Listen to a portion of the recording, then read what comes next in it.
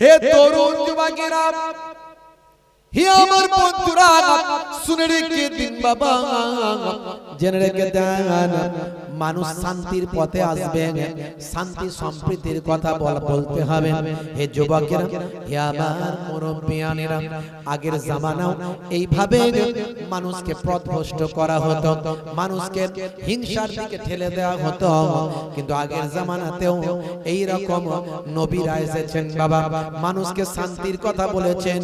তাদের কাছে সবচেয়ে আগে মানুষকে তারা ভালোবেসেছেন।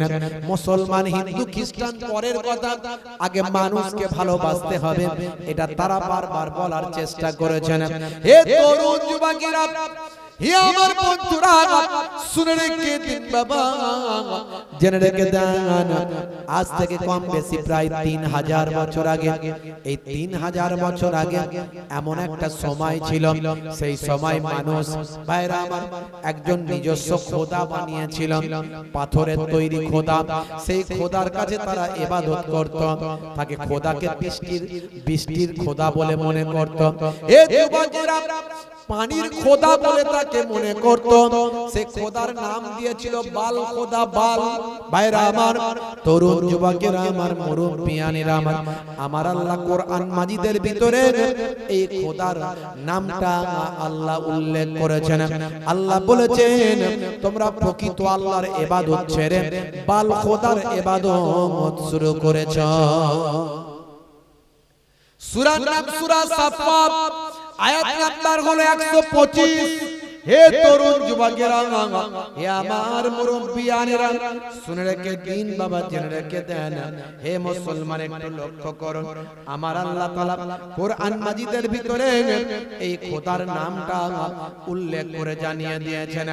হে দুনিয়ার মানুষ, আমার আল্লাহ বলছেন, আতাদউনা বালাল, আমার আল্লাহ বলছেন তোমরা কি বালকে ডাকো?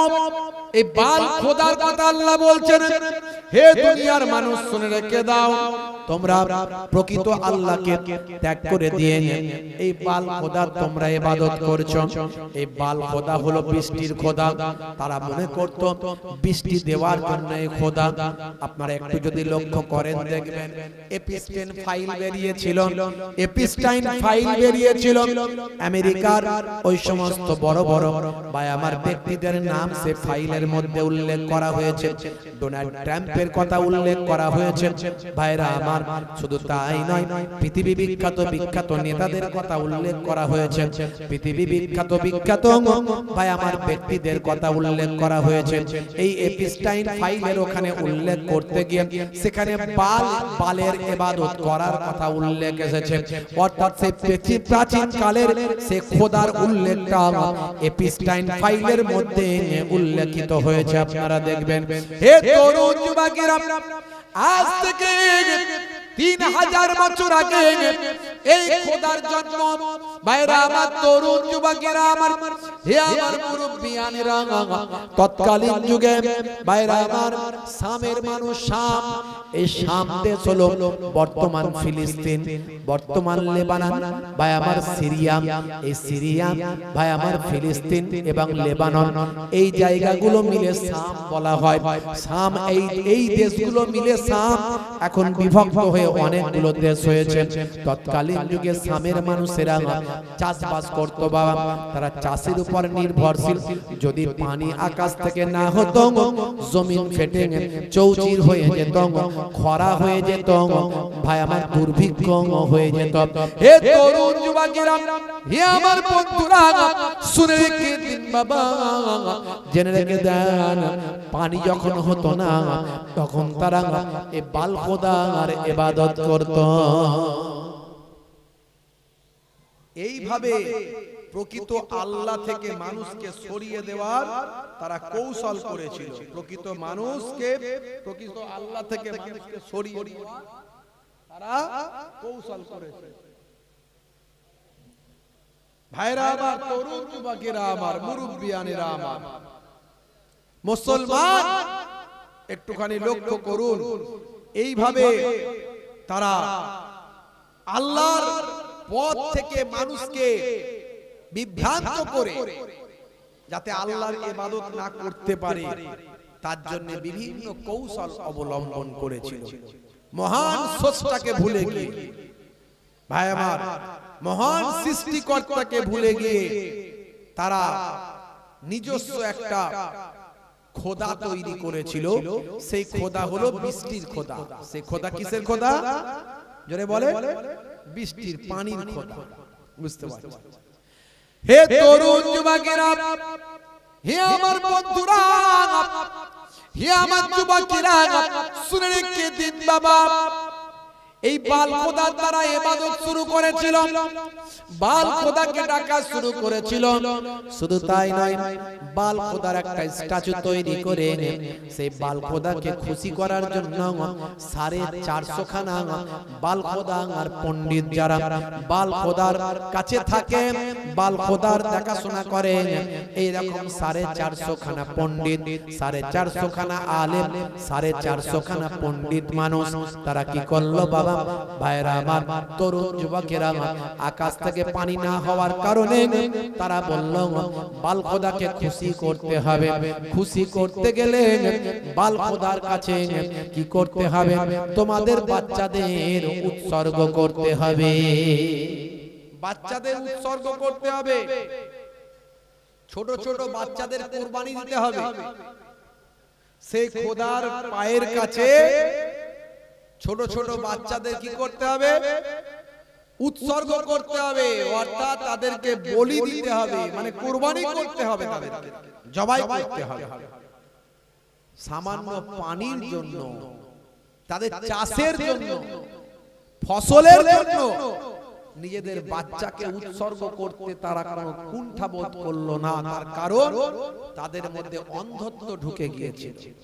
তারা মনে করেছিল বাচ্চা উৎসর্গ করলে আমাদের বাল খোদা খুশি হবে, রাজি হবে, এই কথা মনে করেছিল।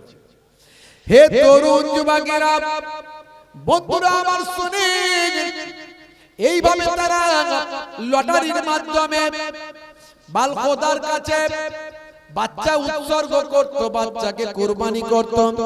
আর যখন বাচ্চা চিৎকার করত, বাচ্চা যখন কান্নাকাটি করত বাবা, এমন সময় তারা ভাই আমার ড্রাম বাজাতো, ড্রাম বাজাতো, সিঙ্গাই ফুক দিয়ে বাঁশি বাজাতো, যাতে করে বাচ্চার কান্নার আওয়াজ বাচ্চার বাপ মায়ের কানে না যায়। হে তরুণ যুবকেরা, হে আমার মুরব্বিয়ানেরা, শুনে রেখে দিন বাবা, জেনে রেখে দেন। অথচ ইসলামে বলা হলো, ইসলাম জানিয়ে দিল তোমরা তোমাদের সন্তানকে লালন পালন করো, উচ্চ শিক্ষায় শিক্ষিত করো এবং পড়াশোনা শিক্ষার মধ্যে দিয়ে কাটাও। হে যুবকেরা, আল্লাহর নবী বলেছেন, তালাবুল ইলমি ফারিদাতুন আলা কুল্লি মুসলিমিনা মুসলিমাত, প্রত্যেকটা নর নারীর জন্য ইলম জ্ঞান অর্জন করা হলো ফরজ। ফরজ ফরজ, যেমন নামাজ পড়াও ফরজ, রোজা রাখাও ফরজ, ইলম জ্ঞান অর্জন করাও মুসলমান তোমাদের ফরজ। জ্ঞান অর্জন করা ফরজ। আমরা ছোটবেলায় বাচ্চাদেরকে কাজে দিয়ে দিই, এই ছেলেটা একটু ইনকাম করতে পারে, যা বাবা ইনকাম করে খাওয়া। আর বাপ একটু যেই বয়স হলো অমনি কাজ থেকে রিটায়ার নিয়ে নিচ্ছে, রিটায়ার্ড, আর কাজ করবে না, বসে বসে খাবে আর বকনি দেবে। সন্ধ্যা হলে চায়ের দোকানে গিয়ে বসবে, ঘন্টার পর ঘন্টা সময় কাটাবে। বুঝতে পারছেন? এইভাবে দিন রাত কাটিয়ে দেবে। ভাইরা আমার, তরুণ যুবকেরা আমার, মুরব্বিয়ানেরা আমার, অথচ ইসলাম বলেছিল যতক্ষণ তোমার শরীরে ক্ষমতা থাকবে ততক্ষণ তুমি পরিশ্রম করো, খাটো, নিজে হালাল ইনকাম করো, আর সন্তানকে সুশিক্ষায় শিক্ষিত করো। তার যদি ব্রেন মেধা ভালো হয়, তাকে আইএস, আইপিএস, ডব্লিউবিসিএস অফিসার করো, ডাক্তার, ইঞ্জিনিয়ার করো, আলেম, মাওলানা, হাফেজ কারি করো। হ্যাঁ, সবাইকেই যে হাফেজ কারি করতে হবে এমনটা নয়। বাপের 5টা ছেলে, 5টাই নাকি হাফেজ, 5টাই নাকি মাওলানা। নিশ্চয় হাফেজ কারি মাওলানা ভালো, একে তো খারাপ বললে আমার ঈমান চলে যাবে। কথা ঠিক না ভুল? খারাপ তো বলতে পারবো না, কিন্তু সমাজে কোনটা দরকার? আপনি দুটো ছেলেকে হাফেজ কারি মাওলানা করুন, কিন্তু বাকি তিনটে ছেলেকে ওই প্রাথমিক দিনের এলেমটা দিয়ে, প্রাথমিক দিনের জ্ঞান, ইসলামের জ্ঞান, কোরআন হাদিসের জ্ঞান, হারাম হালালের জ্ঞান, এটা তো হুজুরের কাছে গেলেই হবে, মাওলানার কাছে 2 বছর গেলেই হবে। তার মেধা বুদ্ধিটাকে কাজে লাগিয়ে সেটাকে WBCS অফিসার করুন, IAS IPS করুন, তবে তো সেই ছেলেটা এসে ডিএম হবে, এসডিও হবে, বিডিও হবে। কথা ঠিক না ভুল বলেন? সেই ছেলেটা দরকার আছে না নাই? সেই ছেলেটা দরকার আছে না নাই? তাহলে IAS IPS WBCS doctor, engineer, higher এডুকেটেডের দরকার আছে, আর আলেম ওলামা বক্তা হুজুরের দরকার আছে। যোগ্য মানুষ তো কম, অযোগ্যতে সমাজ ভরে গেছে। এই জন্য আজকে আমাদের মুসলিম সমাজ বিভ্রান্ত, কি করবে ঠিক করতে পারছে না, সঠিক গাইডলাইন পাচ্ছে না, সঠিক পথে চলতে পারছে না। সঠিক পথে আপনাকে আমি চালাতে পারবো না, কেউ পারবে না, একমাত্র পারবে আল্লাহ এবং রাসূল। তার জন্য সঠিক পথের আপনাকে দিশাটা পেতে হবে কোরআন এবং হাদিস পাক। কিন্তু এই কোরআন আর হাদিস পাকটাকে সঠিকভাবে বোঝানোর লোকের বড় অভাব, বোঝানোর লোকের বড় অভাব। ভাইরা আমার, তরুণ যুবকেরা আমার আল্লাহ এই জন্য বলছেন, বান্দা, হে দুনিয়ার মানুষ শোনো, হে আমার মুরব্বিয়ানেরা শুনে রেখে দেন, হে আমার বন্ধুরা খেয়াল রাখুন। আমার আল্লাহ কোরআন মাজিদের ভিতরে বললেন, ইয়া আইয়ুহাল্লাযীনা আমানু লা তুলহিকুম আমওয়ালুকুম ওয়ালা আওলাদুকুম আন যিকরিল্লাহ ওয়া মান ইয়াফআল যালিকা ফাউলাইকা হুমুল খাসিরুন। হে তরুণ যুবকেরা, হে আমার বন্ধুরা, अल्लाह रब्बुल आलमीन बोलছেন ना भूला दे माल तुम्हारा और औलाद तुम्हारे আল্লাহ কে ইবাদত से যদি তোমরা আল্লাহর ইবাদত থেকে ভুলে যাও তোমাদের সন্তান সন্ততি কাজ কারবার ব্যবসা বাণিজ্য মাল মাতা যদি পেয়ে এগুলো পেয়ে তোমরা যদি আল্লাহর ইবাদতটা যদি ভুলে যাও আল্লাহ বলছেন বান্দারে তোমরা ধ্বংসপ্রাপ্ত হবে তোমরা ক্ষতিগ্রস্তদের অন্তর্ভুক্ত হবে। ভালো করে বুকে হাত দিয়ে চিন্তা করুন তো, আপনাদের বসিরহাট এলাকার ব্যাপারটা আলাদা, অন্যান্য জায়গায় দেখছি তো 100 জনের 80 জন 90 জন বেনামাজি, 5 ওয়াক্ত নামাজ তো পড়েই না, জুম্মার দিনেও অনেকে আবার বেনামাজি। তাহলে গজব আসবে না আসবে না? জোরে বলেন। মনে দুঃখ করার তো কিছু নাই, কোনো বিষয়ে কোনো দুঃখ করবেন না, ভালো মন্দ যাই হোক কোথা থেকে হচ্ছে জোরে বলে। আরে এটা তো আমাদের ঈমান নাকি? গাছের একটা পাতাও আল্লাহর হুকুম ছাড়া নড়ে না, কথা ঠিক না ভুল বলে? গাছের একটা পাতাও আল্লাহর বিনা হুকুমে নড়ে? হ্যাঁ জোরে বলে, নড়ে? নড়ে না। তাহলে এখন যা কিছু হচ্ছে, কি হচ্ছে আমি সেটা বলছি না, আপনারা সবাই জানেন। তো যা কিছু হচ্ছে আল্লাহর হুকুম ছাড়াই হচ্ছে মনে হচ্ছে নাকি? হচ্ছে আল্লাহর হুকুম ছাড়া হচ্ছে, দুঃখ কিসে? যা হবে মেনে নিতে হবে। আমরা মুসলমান নিজেরা তো খারাপ হয়ে গেছে। কিসের খারাপ? হুজুর আমরা খুব খারাপ না, খুব খারাপ নয়, কিন্তু বলুন আল্লাহ 82 বার নামাজের কথা বললো আর আমরা 5 ওয়াক্ত নামাজটা ছেড়ে দিয়েছি, নামাজ পড়ি না, তা আল্লাহর গজব আসবে না আসবে না? এগুলো সব গজব, কথা ঠিক না ভুল বলে? নবীর সুন্নাত আমাদের মধ্যে নাই, নবী যে আখলাক চরিত্রের কথা বলেছে সেগুলো আমাদের মধ্যে নাই। আগেকার যুগে ওই সময় মানুষের আখলাক যেমন পাল্টে গিয়েছিল, চরিত্র পাল্টে গিয়েছিল, নবীরা এসে হেদায়েত করতে পারছে না, নবীরা এসে হেদায়েত করতে পারছে না। আর এখন আলেম ওলামারা বক্তারা হুজুররা বলে বলে মাথা খারাপ, কাজ হচ্ছে না, নামাজি বানাতে পারছে না, রাসূলের সুন্নাত ওয়ালা হতে পারছে না, তাকওয়া ওয়ালা করতে পারছে না। মানুষ দুনিয়া দুনিয়া করে পেরেশান, দুনিয়ার মোহে পড়ে গেছি আমরা। ভাইরা আমার, হে তরুণ যুবকেরা, হে আমার বন্ধুরা শুনে রেখে দিন বাবা, জেনে রেখে দেন, এগুলো সব এক একটা গজব, আল্লাহর পক্ষ থেকে গজব। ভাইরা আমার, তরুণ যুবকেরা আমার, হে আমার মুরব্বিয়ানেরা, শুনে রেখে দিন বাবা, আল্লাহর পক্ষ থেকে বিভিন্ন গজব মানুষের মাঝখানে আসবে।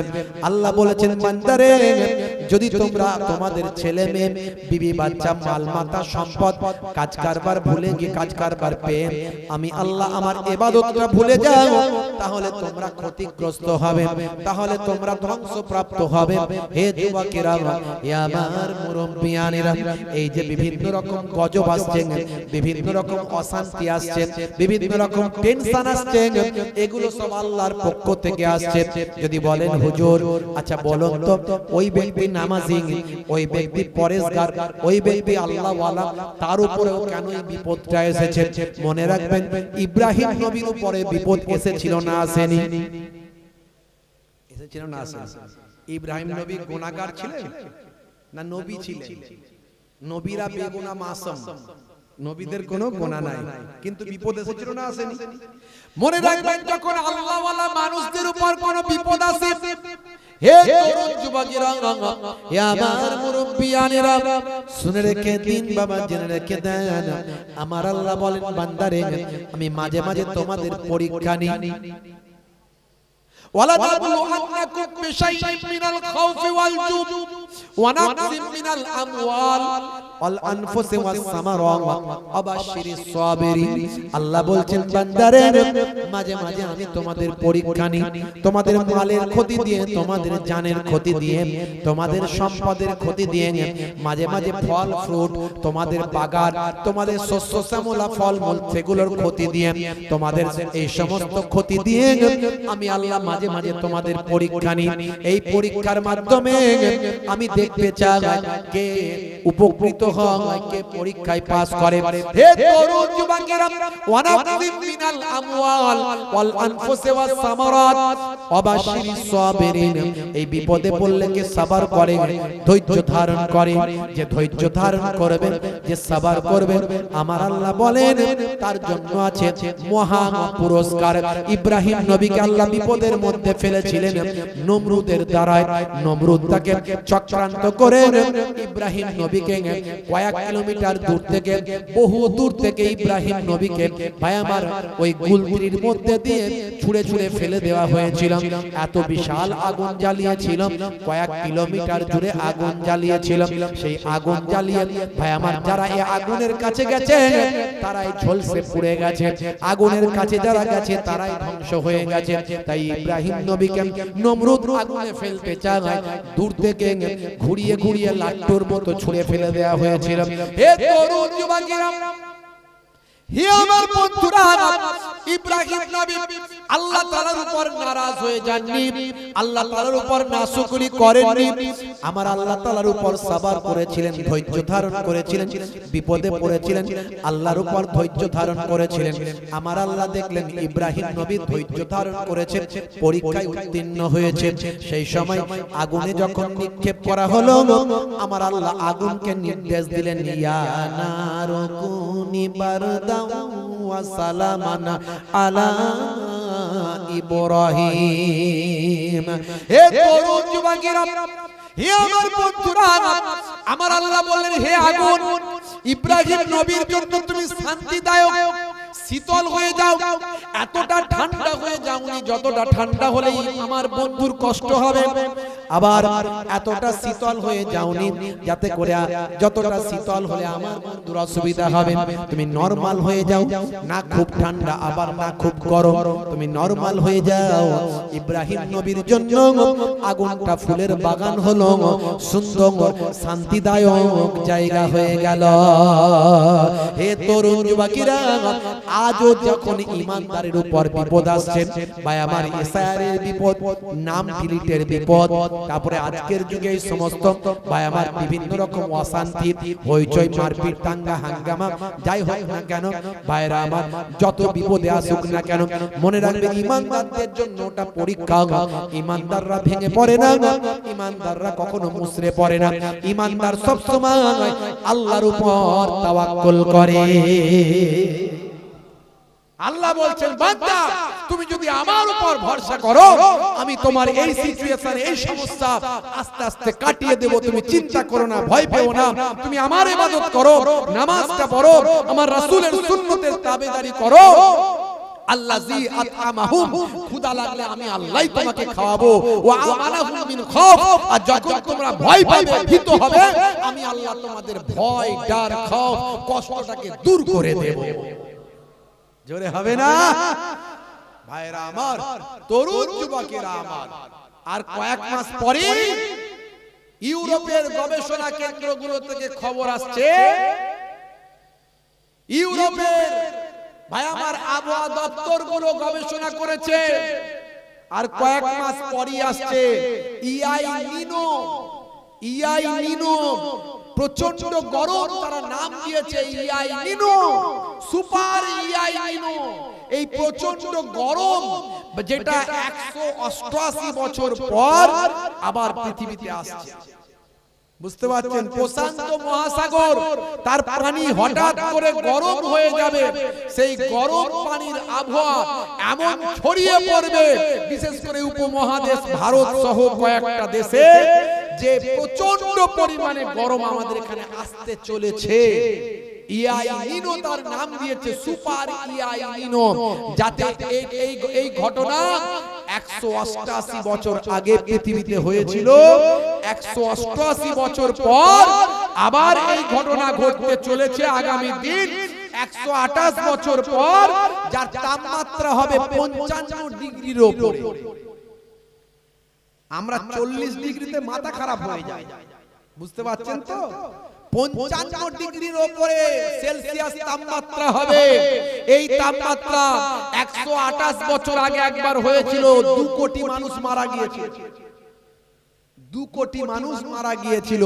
আবার এই সুপার ইআই নিনো আসছে আগামী 2-3 মাস পরেই বলছে। এখন আল্লাহ যদি হেফাজত করে আমাদের, বুঝতে পারছেন, তাহলে আলাদা কথা। এটা ইউরোপের যে সমস্ত ভাই আমার আবহাওয়া দপ্তরগুলো আছে তারা গবেষণা করেছে, রিপোর্টটা ইন্টারনেটে এসেছে, খবরটা। আগামী দিন কি হবে কেউ জানে না, বুঝতে পারছেন? তাহলে এগুলো সব কি? এগুলো সব এক একটা গজব, এগুলো সব এক একটা গজব, আল্লাহ প্রদত্ত গজব। একমাত্র বাঁচাতে পারে কে? আল্লাহ। আজকে যে আপনি অন্যের উপরে অত্যাচার করছেন, আপনি কি জানেন আগামী 1 সপ্তাহ বাঁচবেন? আমি কি জানি বাঁচবো? আজকে গায়ে গরম আছে, জোশ আছে, 10টা ছেলে পাশে আছে, কিন্তু আগামী 1 সপ্তাহ বাঁচবো কিনা আমরা জানি না। হে তরুণ যুবকেরা, হে আমার বন্ধুরা, শুনে রেখে দিন বাবা, দুনিয়ার বিভিন্ন রকম জিনিসপত্র বেরিয়েছে, এর দ্বারা আপনাকে আমাকে আল্লাহ ভুলিয়ে দেওয়া হচ্ছে। এই মোবাইল তার মধ্যে একটা, কিন্তু মোবাইলটাকে ভালো কাজে ব্যবহার করো। আমি এর আগে অনেকবার বলেছি, মোবাইলটার মধ্যে আছে নামাজ, মোবাইলটার মধ্যে আছে কোরআন মাজিদ, মোবাইলের মধ্যে আছে নবীর হাদিস, নবীর জীবনী, মোবাইলের মধ্যে আছে বিভিন্ন নবীদের জীবনী ঘটনা, মোবাইলটার মধ্যে আছে ওয়াজ নসিহত গজল, বিভিন্ন রকম ভাই আমার খবর। কিন্তু মোবাইলটা আবার আছে বিভিন্ন অশ্লীলতা, বিভিন্ন গান বাজনা অশ্লীলতা, বিভিন্ন খারাপ ভিডিও, খারাপ ছবি। হে তরুণ যুবকেরা, বিভিন্ন রকম গেম আছে মোবাইলে, free fire, PUBG, online game, ঘন্টার পর ঘন্টা মুসলমানের ছেলে সময় কাটায়। হে যুবকেরা, আজকে আপনি ফিরে আসুন, আল্লাহর পথে ফিরে আসুন। এই মোবাইল আপনাকে আল্লাহর পথ থেকে দূরে সরিয়ে দিচ্ছে। ভাইরা আমার, দুনিয়ার কাজকর্ম, দুনিয়ার মাল মাতা সম্পদ, বাপ মা সন্তান, কাজ কারবার, ব্যবসা বাণিজ্য, ঘর বাড়ি আপনাকে আল্লাহর পথ থেকে সরিয়ে দিচ্ছে। এগুলি হলো সবচেয়ে বড় বাধা। সব করবেন আপনি, কিন্তু আল্লাহর পথ থেকে সরে গিয়ে নয়। এটা একটা কৌশল, এটা একটা চক্রান্ত। মানুষকে আজকে নেশাখোর, পাত্তাখোর, গাঁজাখোর, তারিখোর, মদখোর, জুয়াখোর, মুসলমানের ছেলে তিরঙ্গা, গুটকা, গোয়া, ছোটবেলা থেকে নেশাখোর হয়ে যাচ্ছে, আছে না নাই? জিভ ঠোঁট দাঁত চেনা যায় না মুসলমানের ছেলে। হে যুবকেরা, অথচ 1450 বছর আগে আল্লাহর নবী বলেছেন, কুল্লু মুসকিরিন হারাম, প্রত্যেক নেশা হলো হারাম, প্রত্যেক নেশাই তো হারাম, নবীর হাদিস। নবীর যুগে ছিল মদ, ওই জন্য মদের কথা আল্লাহর নবী বলেছেন। বুঝতে পারছেন? কোরআন মাজিদে আল্লাহ মদের উল্লেখ করেছেন, ইন্নামাল খামরু ওয়াল মাইসিরু ওয়াল আনসাবু ওয়াল আজলামু রিজসুম মিন আমালিশ শাইতান। এগুলো সব শয়তানি কাজ। চারটে কথা বলা হয়েছে, তার মধ্যে একটা মদ। কিন্তু নবীর যুগে তো তিরঙ্গা ছিল না, গুটকা ছিল, এই বিমল ছিল না কি নবীর যুগে? কি জি শান্তি ছিল, শান্তি। হ্যাঁ, মনে যত হচ্ছে অশান্তি, ওরা খাচ্ছে শান্তি। বুঝতে পারছেন? ভাবছে মনকে করবো শান্তি। হ্যাঁ, কারবার চলছে ভালো, ভালো চলছে ধান্দা, খাচ্ছে রজনীগন্ধা, আছে না নাই? হাইব্রিড হাইব্রিড সিগারেট এখন আবার মেয়েরাও চালাচ্ছে। কলকাতার দিকে একটু শহর এলাকায় আর লজ্জা ফজ্জা নাই, মেয়েরা দোকানে যাচ্ছে, কিনছে, ফাট করে ম্যাচিস লাগিয়ে ধরে নাক দিয়ে ছাড়ে দিয়ে বেরিয়ে যাচ্ছে। মানে কোন জায়গায় পৌঁছে গেছে বুঝতে পারছেন? আল হায়া ওয়া সুবাতু মিনাল ঈমান। লজ্জা হলো ঈমানের অঙ্গ। নারীরা ডাক্তার হবে, হায়ার এডুকেশন লাভ করবে, নারীরা পড়াশোনা করবে, সুশিক্ষায় শিক্ষিত হবে। আপনার ঘরের নারী যদি ডাক্তার না হয়, তাহলে আপনার ঘরের অন্য মহিলাদের সম্মান বাঁচবে কি করে? আমার নবীর যুগে মেয়েরা কবি ছিলেন, কবি। মেয়েরা উচ্চ শিক্ষায় শিক্ষিতা ছিলেন আমার নবীর জামানায়। এমনকি মেয়েরা যুদ্ধে পর্যন্ত যোগদান করেছেন। জোরে বলেন সুবহানাল্লাহ। তা পর্দা তো নিজের কাছে, হেফাজতের সঙ্গে আপনার আমার ঘরের মায়েদের চলতে হবে, কারণ পর্দা করা ফরজ। সেই পর্দার মধ্যে থেকে পড়াশোনা করতে হবে। পর্দা মানে মাথায় রাখুন, সবচেয়ে বড় পর্দা হলো পরপুরুষের কুদৃষ্টি থেকে নিজেকে বাঁচানো। প্রত্যেকের ভিতরে তো আল্লাহ নাফস দিয়েছে, শয়তানি নাফস আছে। সেই কুদৃষ্টি থেকে, পরপুরুষের কুদৃষ্টি থেকে নিজেকে রক্ষা করা, এমন ভাবে তুমি চলাফেরা করো। আজকে মুসলমানের নারী করছে বাড়াবাড়ি, মাথায় ওড়না নাই, গায়ে ওড়না নাই। হাই রে হাই, তোমার মধ্যে কোরআন ছিল, তোমার মধ্যে নবীর হাদিস ছিল, তুমি আল্লাহ পেয়েছিলে, নবী পেয়েছিলে, অথচ নিজের জীবনটাকে তৈরি করতে পারলে না। আর আজকে সানা আলী খান একজন নায়িকা, 15 বছর ধরে একজন নায়িকা, কোটি কোটি টাকার মালিক হয়েছিল, হাজারো পুরুষের সঙ্গে নাচ গান করেছিল, স্বল্প পোশাক পরে শরীর প্রদর্শন করে কোটি কোটি টাকা ইনকাম করে সেলিব্রিটি হয়েছিল। তার একটা অটোগ্রাফ নেওয়ার জন্য লোকে পেরেশান। এক সময় সে বুঝতে পারলো যে পৃথিবী থেকে আমাকে চলে যেতে হবে। ইসলাম কত সুন্দর ভাবে জীবন ব্যবস্থা শিখিয়েছে, নবী কত সুন্দর আমাকে দ্বীন দিয়ে গেছে, কোরআন কত সুন্দর আমাকে গাইডলাইন দিয়েছে, আল্লাহর নবী কত সুন্দর আমাকে পথ দেখিয়েছে। হায় রে হায়, আমি এতদিন ভুল কাজ করেছি। সানা আলী খান নতুন করে আবার তওবা করে এখন হিজাব ওয়ালা, বোরকা ওয়ালা, হিজাব ওয়ালা, পর্দা ওয়ালা, আল্লাহ ওয়ালা হয়ে হজ করে, সংসার ধর্ম করে, একজন মুফতি সাহেবকে বিবাহ করে, ব্যবসায়ী মুফতি সাহেব আবার ব্যবসাদার। আমরা মনে করি মুফতি মানে সে শুধু ওয়াজি করবে, ব্যবসা করবে না। এটা ভুল ধারণা। প্রত্যেক নবীরা কোনো না কোনো ব্যবসা বাণিজ্য করতেন। আর আমাদের এখন কিছু হুজুর বেরিয়েছে, সব মৌলানা, মুফতি, মৌলানা সাহেব, মুফতি সাহেব, মৌলী সাহেব, পীর সাহেব, সুবি সাহেব, দরবেশ সাহেব। এরা মনে করে ওয়াজটাই আমার শুধু লাইন, আর কিছু করলে হবে না, যা হবে ওয়াজ দিয়ে। বুঝতে পারছেন তো? প্রত্যেক নবীরা কোনো না কোনো কাজ করেছে, কোনো না কোনো কাজ করেছেন। তো ওই মুফতি আনাস গুজরাটের ব্যবসায়ী, তাকে বিবাহ করেছে সানা আলী খান। বুঝতে পারছেন ভাইরা আমার, আমার ঘরের মায়েরা, আপনি পর্দা ছেড়ে দেবেন না, হেফাজতের মধ্যে চলুন। কিন্তু আপনাকে শিক্ষিত হতে হবে, আপনাকে উচ্চ শিক্ষায় শিক্ষিত হতে হবে। সময় বদলে গেছে, পরিস্থিতি বদলে গেছে। আপনি যদি পিছিয়ে থাকেন, আপনাকে আরো পিছিয়ে রাখা হবে। কিন্তু আপনার বিবাহের পর আপনার স্বামীর খেদমত করা আপনার জন্য ফরজ, এটা মাথায় রাখতে হবে।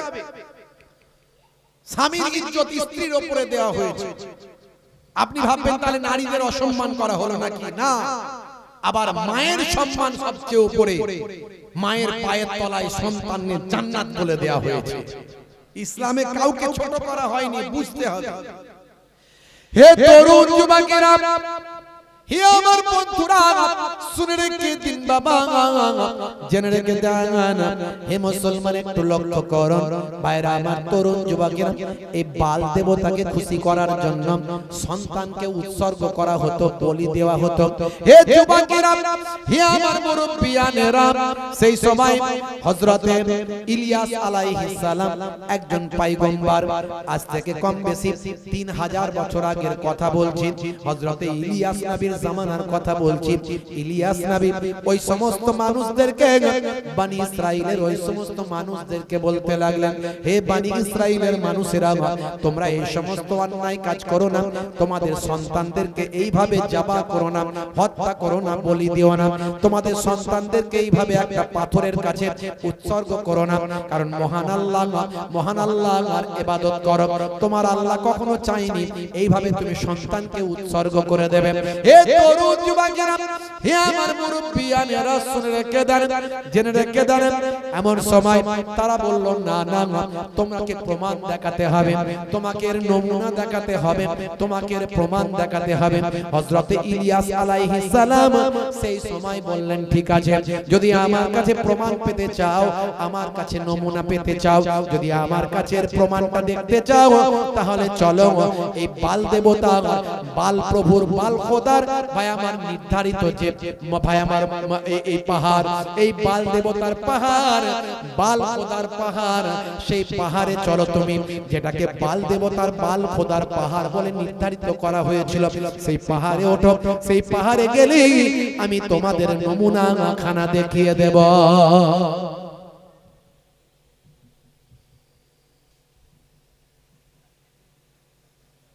সকালবেলা সুন্দর একটা সকালবেলা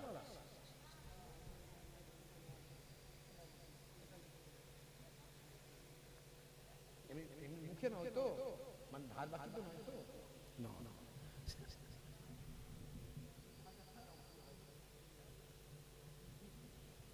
দরুদ শরীফ, আল্লাহুম্মা সাল্লি আলা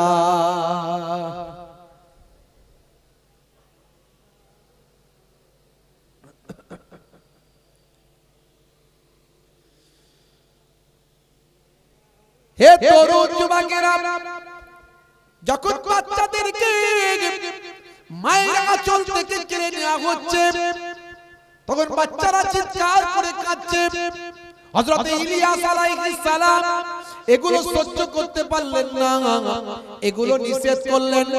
ওই সমস্ত বনি ইসরাইলের মানুষগুলো মানতে চাইল না।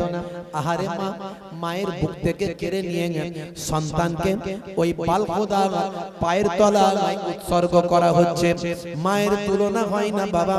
এই যে বললাম ভাই আমার, 1 সপ্তাহ আগে যে জাহাজ ডুবিটা হলো, ভাইরা আমার তরুণ যুবকেরা, সেদিনও মা তো মাই হয়, হিন্দু হোক, মুসলিম হোক, খ্রিস্টান হোক, জৈন বৌদ্ধ হোক, মা তো মাই হয়। মায়ের তুলনা হয়নি, আর হবে না। হে যুবকেরা, সন্তানটাকে ছাড়লো না, মা পর্যন্ত নিজের জীবনটা উৎসর্গ করে দিল। অথচ মা লাইফ জ্যাকেটটা পরেছিল, মা যদি ইচ্ছা করতো সন্তানকে ছেড়ে দিলেই মায়ের জীবনটা বেঁচে যেত। হে তরুণ যুবকেরা, এই জন্য 1450 বছর আগে আল্লাহর নবী বলেছেন, ইজহাব ফাআকরিমহা ফাইন্নাল জান্নাতা তাহতা রিজলাইহা। যাও তোমার মায়ের সম্মান করো, তোমার মায়ের ইজ্জত করো, কারণ তোমার মায়ের পায়ের তলায় তোমার জান্নাত। জোরে হবে না? মা বাবাকে কষ্ট দেবেন না, বাবাকে দুঃখ দেবেন না। নামাজটা পড়ুন, রাসূলের সুন্নাতগুলো মানুন, বাবা-মায়ের খেদমত করুন, ছোটদের স্নেহ করুন, বড়দের সম্মান করুন, প্রতিবেশীর সঙ্গে ভালো ব্যবহার করুন। হিন্দু, খ্রিস্টান, জৈন, বৌদ্ধ যেই হোক না কেন, মানুষ হিসাবে সবাই একে অপরের ভাই। সব আদম নবীর সন্তান, রক্তের সম্পর্কে সারা পৃথিবীর মানুষ একে অপরের ভাই। সেই মানুষকে ভালোবাসুন, আর মাকে কষ্ট দেবেন না। अगर माँ न होती जमीन पर न आता, जो आंचल न होता कहाँ सर छुपाता।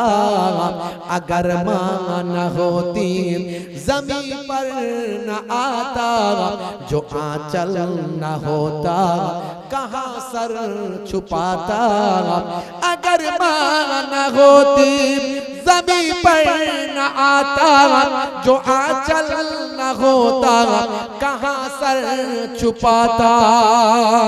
मेरा लाल कहकर पुकारा है मुझको, मेरा लाल कहकर पुकारा है मुझको, खुद भूखे रहकर खिलाती है मुझको। जोरे हवे ना, जोरे हवे ना। যদি মা না হতো, যদি মা না হতো, জীবনটা না পেতাম, ওই আঁচল না থাকলে কোথায় স্যার লুকাতাম। যদি মা না হতো, জীবনটা না পেতাম, ওই আঁচল না থাকলে কোথায় স্যার লুকাতাম। যদি মা না হতো, জীবনটা না পেতাম, ওই আঁচল না থাকলে কোথায় স্যার লুকাতাম। আমার লাল বলে ডাকতো আমাকে, নিজে ক্ষুধা থেকে খাওয়াতো আমাকে। জোরে হবে না? সেই হলো মা। মাকে কষ্ট দেবেন না।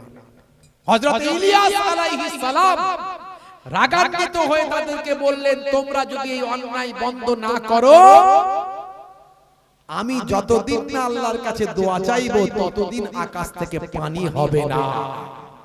জোরে হবে না? জোরে হবে না?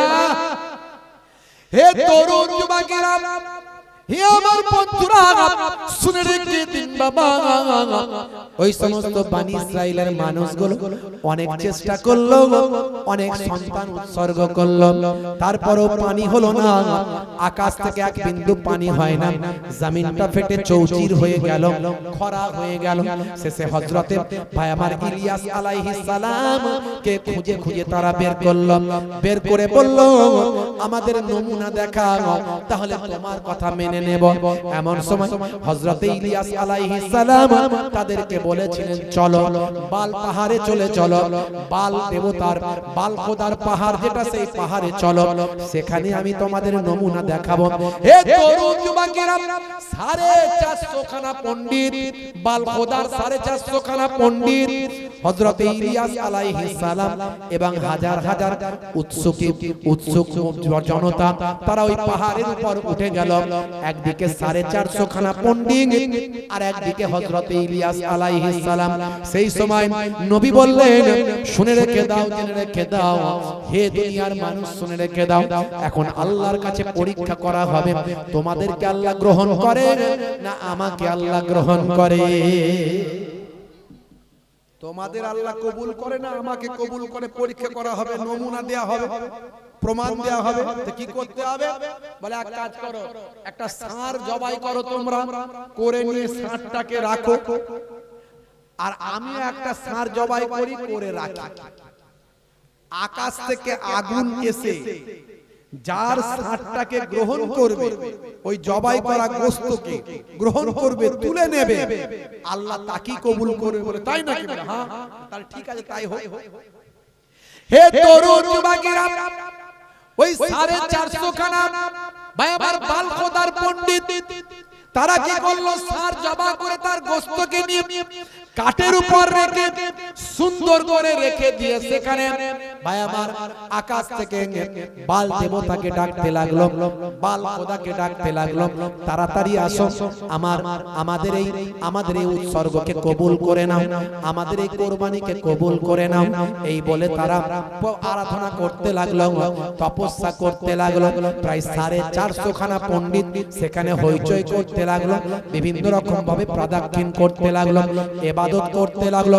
ঘন্টার পর ঘন্টা কেটে গেল, সকাল থেকে বিকাল পর্যন্ত হয়ে গেল, তখন পর্যন্ত আকাশ থেকে বাল খোদা এলো না, বাল খোদা আকাশ থেকে নাজিল হলো না এবং আগুন দিয়ে পুড়িয়ে দিল না, সেই তার কুরবানিকে কবুল করলো না। এক ফোঁটা পানি নিক্ষেপ আল্লাহর পক্ষ থেকে হলো না। বিকাল হয়ে গেল, হে তরুণ যুবকেরা, সবাই পরাজিত হয়ে গেল। তারা বলে, হে ইলিয়াস, এবার তোমারটা দেখাও, দেখি তোমারটা কেমন কবুল হয়। আমাদেরটা তো কবুল হলো না, তোমারটা কেমন কবুল হয়।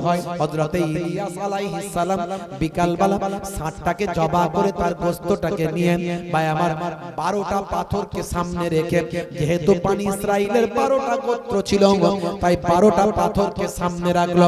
12টা পাথরকে সামনে রেখে তার উপর গোশতটা রাখলো, রেখে দিয়ে বললাম, তোমরা কষ্ট করে যেখান থেকে পারো পানি নিয়ে আসো। পানি নিয়ে এসে ওই চারিদিকটা ভিজিয়ে দাও, ওই কাঠগুলো ভিজিয়ে দাও, ওই পাথরগুলো ভিজিয়ে দাও, চারিদিকটা ভিজিয়ে দাও, পানিতে চুপচুপে করে দাও, পানিতে ভিজিয়ে একদম ভালো করে সুন্দরী করে দাও, চুপচুপে করে দাও। হে তরুণ যুবকেরা, যাতে করে আগুন জ্বললে কেউ না বলতে পারে তলায় আগুন দেয়া ছিল। ইলিয়াস নবী লুকিয়ে লুকিয়ে আগুন দিয়ে রেখেছিল, তাই বেশি করে পানি ঢালতে বললেন, যদি আগুন থাকে মনে করে সে আগুন যেন জ্বলে জ্বলে না যায়। ভাই আমার, যদি তারা মনে করে যে আগুন ফাগুন ছিল, তাই পানি দিলে তো আগুন জ্বলবে না, সেই জন্য যত খুশি পানি দিয়ে ভাই আমার চুপচুপে করে দেওয়া হলো। এবার আল্লাহর দরবারে দোয়া চাইলেন, আল্লাহ গো, এবার তুমি আমার কুরবানিকে কবুল ও মঞ্জুর করে নাও। হে তরুণ যুবকেরা, হে আমার বন্ধুরা, আকাশ থেকে আল্লাহর কুদরতি ক্ষমতা একটা আগুনের টুকরা নেমে এলো। আগুনের টুকরা নেমে এসে ভাইরা আমার ইলিয়াস নবীর ওই 12টা পাথরের উপর রাখা ষাঁড়ের গোশতটাকে ভাই আমার পাথর সমেত, গোশত সমেত, ওই এলাকার যতটা পানি এদিক ওদিক পড়েছিল, গর্ত হয়েছিল, সব সমেত সব শুকিয়ে দিয়ে সবটাই কবুল করে সব গোশত কাঠ পাথর সব সেখান থেকে পুড়িয়ে ছাই ভস্ম করে দিল। আগুন উপরে চলে গেল। এই দেখে তারা ইলিয়াস নবীর হাতে হাত দিয়ে ঈমানের দাওয়াত গ্রহণ করল। জোরে হবে না, জোরে হবে না।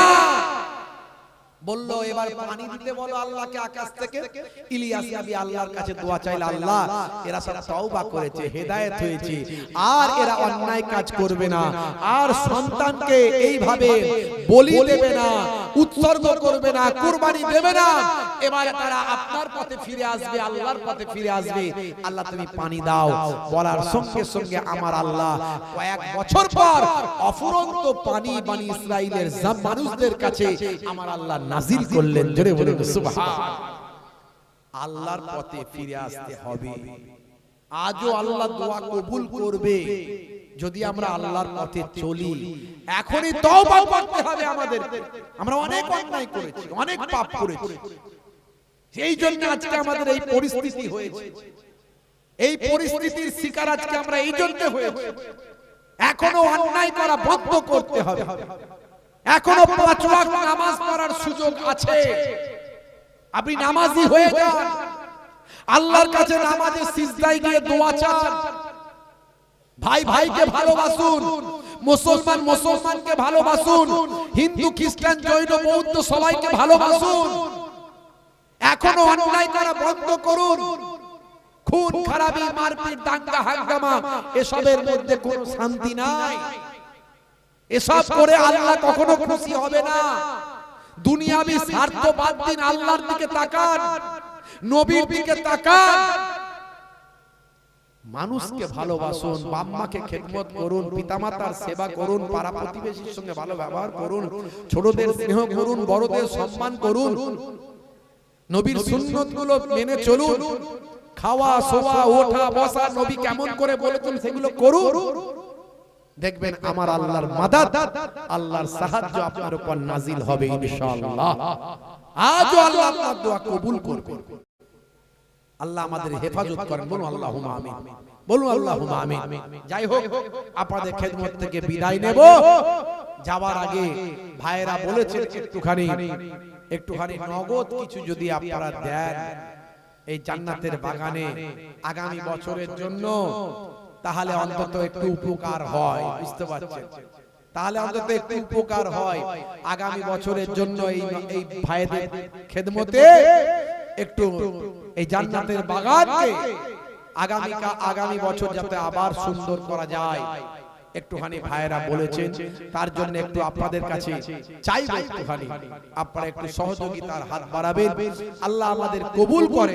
কমিটি ভাইরা কই, আমার এই রুমালটা নিয়ে একটুখানি পাঠাচ্ছি, এই রুমাল হাজি রুমাল আপনাদের কাছে পাঠালাম। আল্লাহ আমাকে নিয়ে গেছেন মক্কা শরীফ, মদিনা শরীফ, কাবা শরীফ, নবীর রওজা। এই রুমাল আমি আপনাদের কাছে পাঠালাম। ভাই আমার, দাতা হলো আল্লাহর বন্ধু, বখিল হলো আল্লাহর শত্রু। আশ-শাকি ওয়া হাবিবুল্লাহ, আল বাখিল ওয়া আদুবুল্লাহ। দাতা হলো আল্লাহর বন্ধু, বখিল হলো আল্লাহর শত্রু। মনে রাখবেন, দাতাকে আল্লাহ পছন্দ করেন, দানের বদলে আল্লাহ বিভিন্ন মুসিবত দূর করে দেন। বড় বড় মুসিবত আল্লাহ দূর করেন দানের বদলে। বুঝতে পারছেন ভাইরা আমার? এই দান যেটা ফি সাবিলিল্লাহ করছেন, এটা আল্লাহর দরবারে জমা থাকবে। যার যেমন পকেটে আছে, কম থাকলে কম দেবেন, বেশি থাকলে বেশিটা দেবেন। কিন্তু কৃপণতা করে সামনের দিকে এসো, সামনের দিকে, এই বাবু সামনের দিকে, এদিকে দেখো, দেখে দেখে যাও, চলে গেলে তো হবে না। ভাইদের কাছে ভাই যেমন পকেটে আছে আপনারা দেন। অনেকে হয়তো পকেটে নিয়ে বেরোয় নি, আর কি করা যাবে, বুঝতে পারছেন? যেমন পকেটে আছে একটু দেন। আপনাদের খেদমত থেকে আমি বিদায় নেব। আল্লাহ রাব্বুল আলামিন আমাদের কবুল করেন। ভাইরা আমার, নামাজটা ছেড়ে দেবেন না, নামাজ ছেড়ে দেবেন না। মুয়াজ্জিন যখন আযান দেয়, হাইয়া আলাস সালাহ, তার মানে এসো নামাজের দিকে এসো। নামাজে এলে আল্লাহ কি বলছেন? আল্লাহ বলছেন, হে মুয়াজ্জিন বলে দাও। কি বলো? মুয়াজ্জিন আবার বলছেন, হাইয়া আলাল ফালাহ।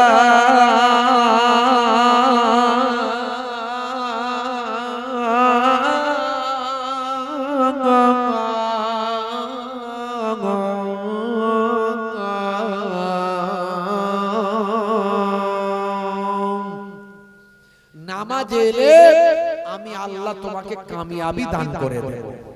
জোরে হবে না? তা নামাজে এলে কামিয়াবি পাবে। আল্লাহর পথে ফিরে আসুন, আল্লাহ কামিয়াবি দেবে। জি হ্যাঁ। আর নামাজ, নামাজ পড়লে স্বাস্থ্যের জন্য উপকার। আমি এর আগে ব্যাখ্যাগুলো সব করেছি। নামাজের মধ্যে কি বিজ্ঞান আছে, ওযুর মধ্যে কি বিজ্ঞান আছে, দাঁড়ির মধ্যে কি সায়েন্স আছে, বিজ্ঞান আছে।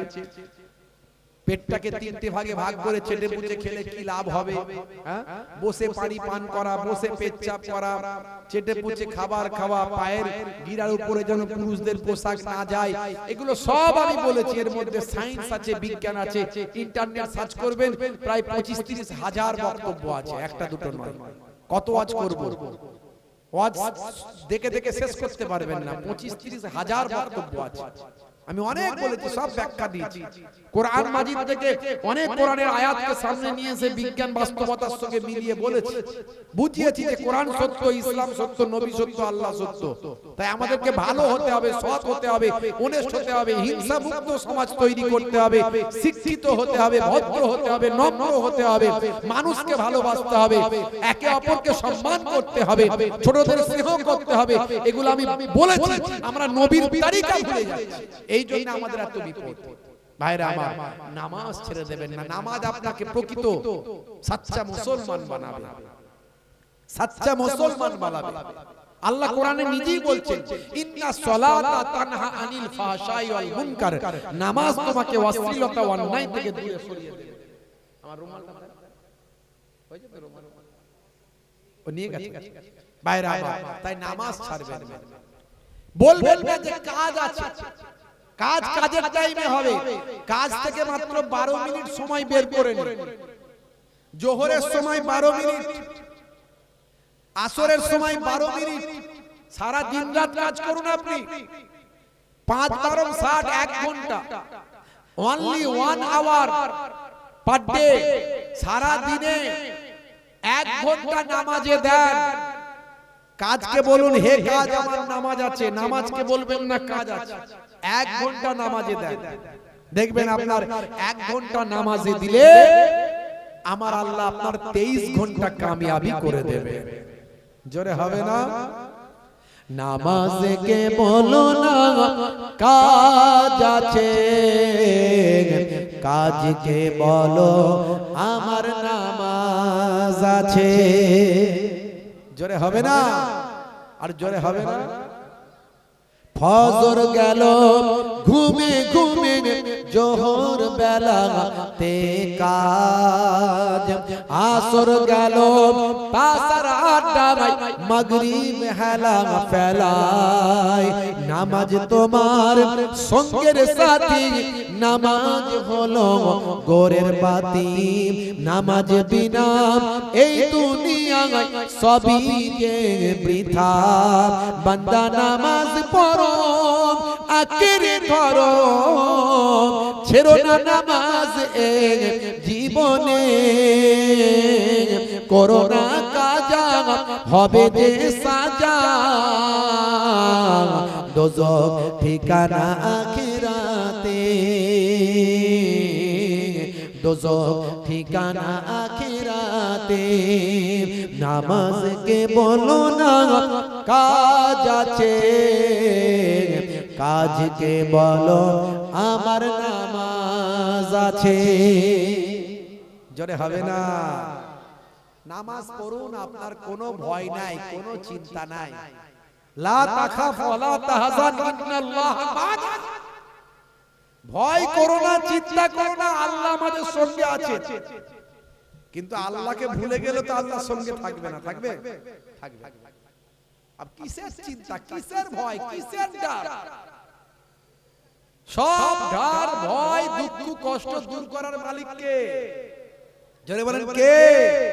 আল্লাহ বলছেন বান্দা ফালইয়াবুদু রাব্ব হাযাল বাইত, এই কাবা ঘরের যিনি মালিক সে আল্লাহ, আমি আল্লাহ আমার ইবাদত করো। আল্লাযী আত'আমাহুম মিন জু, ক্ষুধা লাগলে আমি আল্লাহই তো তোমাদের খাওয়াই। জোরে বলেন সুবহানাল্লাহ। ওয়া আমানাহুম মিন খাউফ, আর যখন তোমরা ভয় পাবে ভীত হবে আমি আল্লাহ তোমাদের ভয়টা দূর করে দেব। জোরে বলেন সুবহানাল্লাহ। ভয় পেলে কে দূর করে? আল্লাহ বলছে আমি তো দূর করি। অর্থাৎ ভয় পেও না, চিন্তা করো না, আল্লাহর পথে ফিরে এসো, নিজের কাজ নিজে করো, দেখবে সব ঠিক হয়ে যাবে ইনশাআল্লাহ। আল্লাহ আমাদের কবুল করেন, বলুন আল্লাহুম্মা আমিন, বলুন আল্লাহুম্মা আমিন। দরুদ শরীফ আল্লাহুম্মা সাল্লি আলা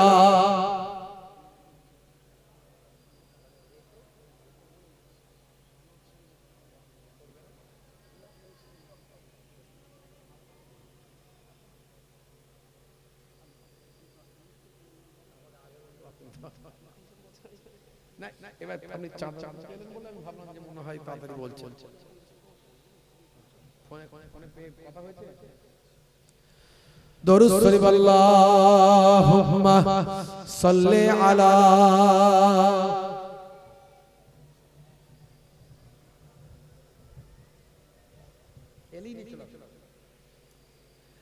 হে তরুণ যুবকেরা, হে আমার বন্ধুরা, হে আমার মুরব্বিয়ানেরা, শুনে রেখে দিন বাবা, জেনে রেখে দেন মুসলমান।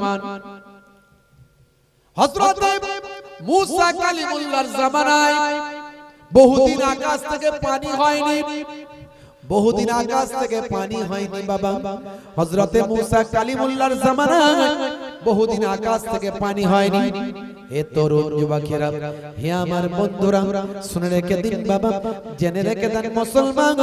এমন সময় মানুষগুলো, মুসা নবীর জামানার মানুষগুলো, মুসা নবীর উম্মতগুলো মুসা নবীর কাছে গিয়ে হাজির হলো।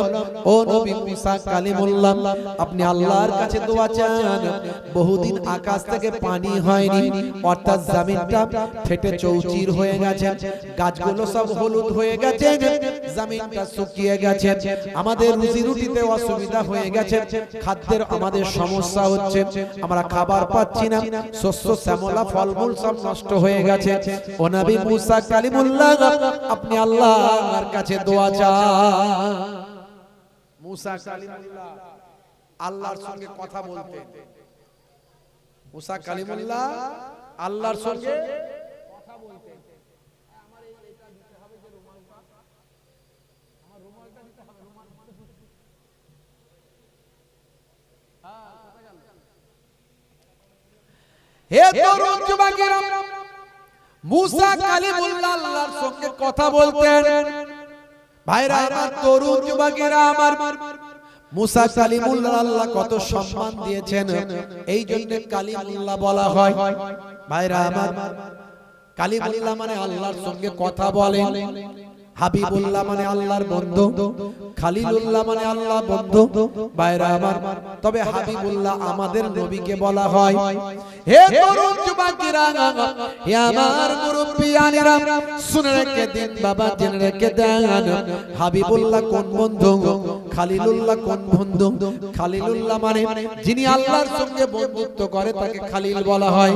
আর হাবিবুল্লাহ কাকে বলা হয় ভালো করে বুঝবেন, আল্লাহ যার সঙ্গে বন্ধুত্ব করেন তাকে হাবিব বলা হয়।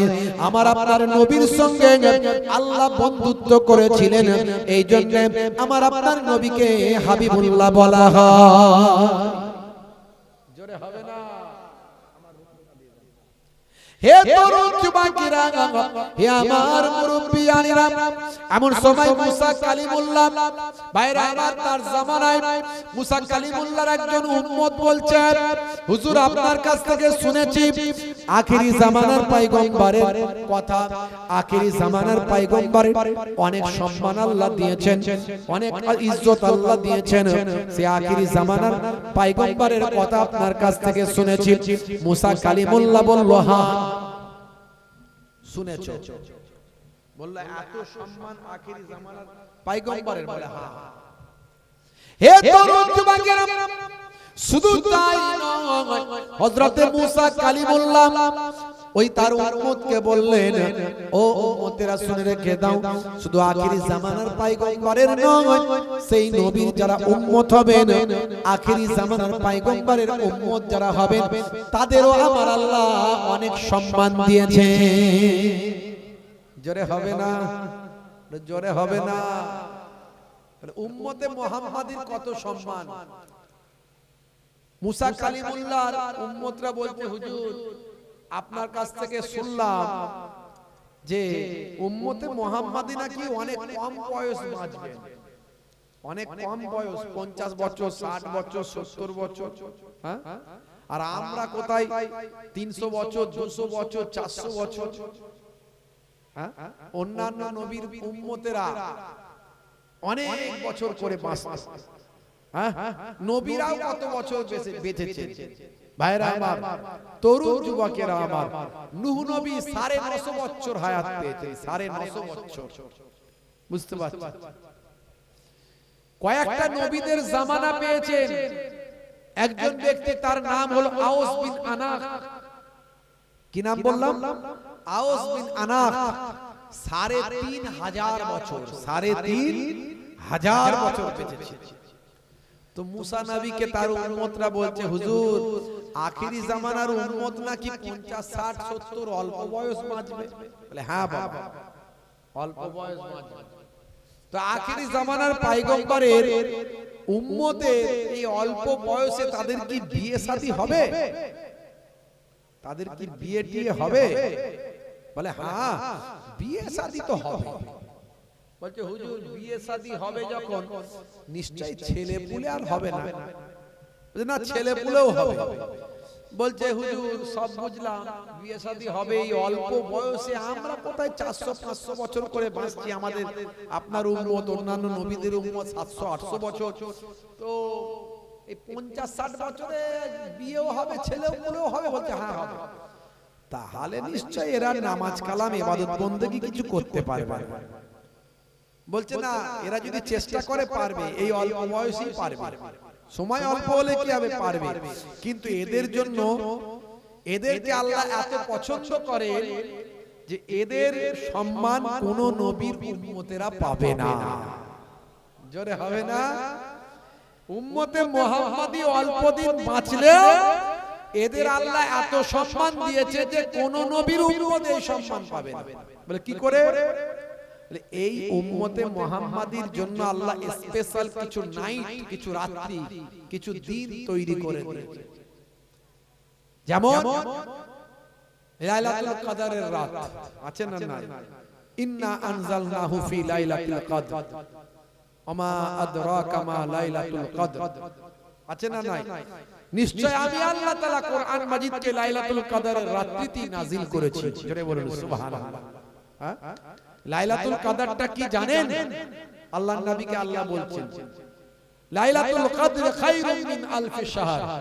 লাইলাতুল কদরটা হলো ওই রাতটা হলো হাজার মাস অপেক্ষাও আরো উত্তম। জোরে বলুন সুবহানাল্লাহ। অর্থাৎ ওই একটা রাত ইবাদত করলে 1000 রাতের থেকেও কত বেশি সেটা আল্লাহ বলেন, তার থেকে বেশি বলেছেন। তাহলে একটা রাত ইবাদত করলে 1000 মাস অপেক্ষাও, 1000 মাস মানে হিসাব করেন দিন কতদিন হচ্ছে, তার থেকেও বেশি উত্তম। জোরে বলুন সুবহানাল্লাহ। এই রকম বোনাস নাইট, সাবে কদর, সাবে বারাত, ভাই আমার, তারপর আছে আপনার ঈদুল জুহা, ঈদুল ফিতর, আশুরা আছে না নাই, মুহররমের আশুরা, এই সব যে রাতগুলো কিছু আল্লাহ দিয়েছেন স্পেশাল উম্মতে মুহাম্মাদি। উম্মতে মুহাম্মাদিকে আল্লাহ এত সম্মান দিয়েছে। হে তরুণ যুবকেরা, হে আমার বন্ধুরা, শুনে রেখে দিন বাবা, জেনে রেখে দেন। হে মুসলমান, একটু লক্ষ্য করো। হযরতে মুসা কালিমুল্লাহ আল্লাহকে বলছেন, আল্লাহ তো কাল্লামু মাই হাল তো কাল্লামু আহাদা গায়রি, আপনি আমাকে আমার সঙ্গে কথা বলেন, আপনি আমার সঙ্গে কথা বলেন, মুকালেমাত করেন, আপনি আর কারো সঙ্গে কি কথা বলেন? হে তরুণ যুবকেরা, হে আমার মুরব্বিয়ানেরা, মুসা নবী নিজের ভ্যালুয়েশনটা একটু দেখে নিচ্ছেন। আল্লাহর সঙ্গে আমার এত সম্পর্ক, আর কারো সঙ্গে এরকম সম্পর্ক আছে কিনা একটু নিজের ভ্যালুয়েশনটা যাচাই করে নিচ্ছেন মুসা নবী।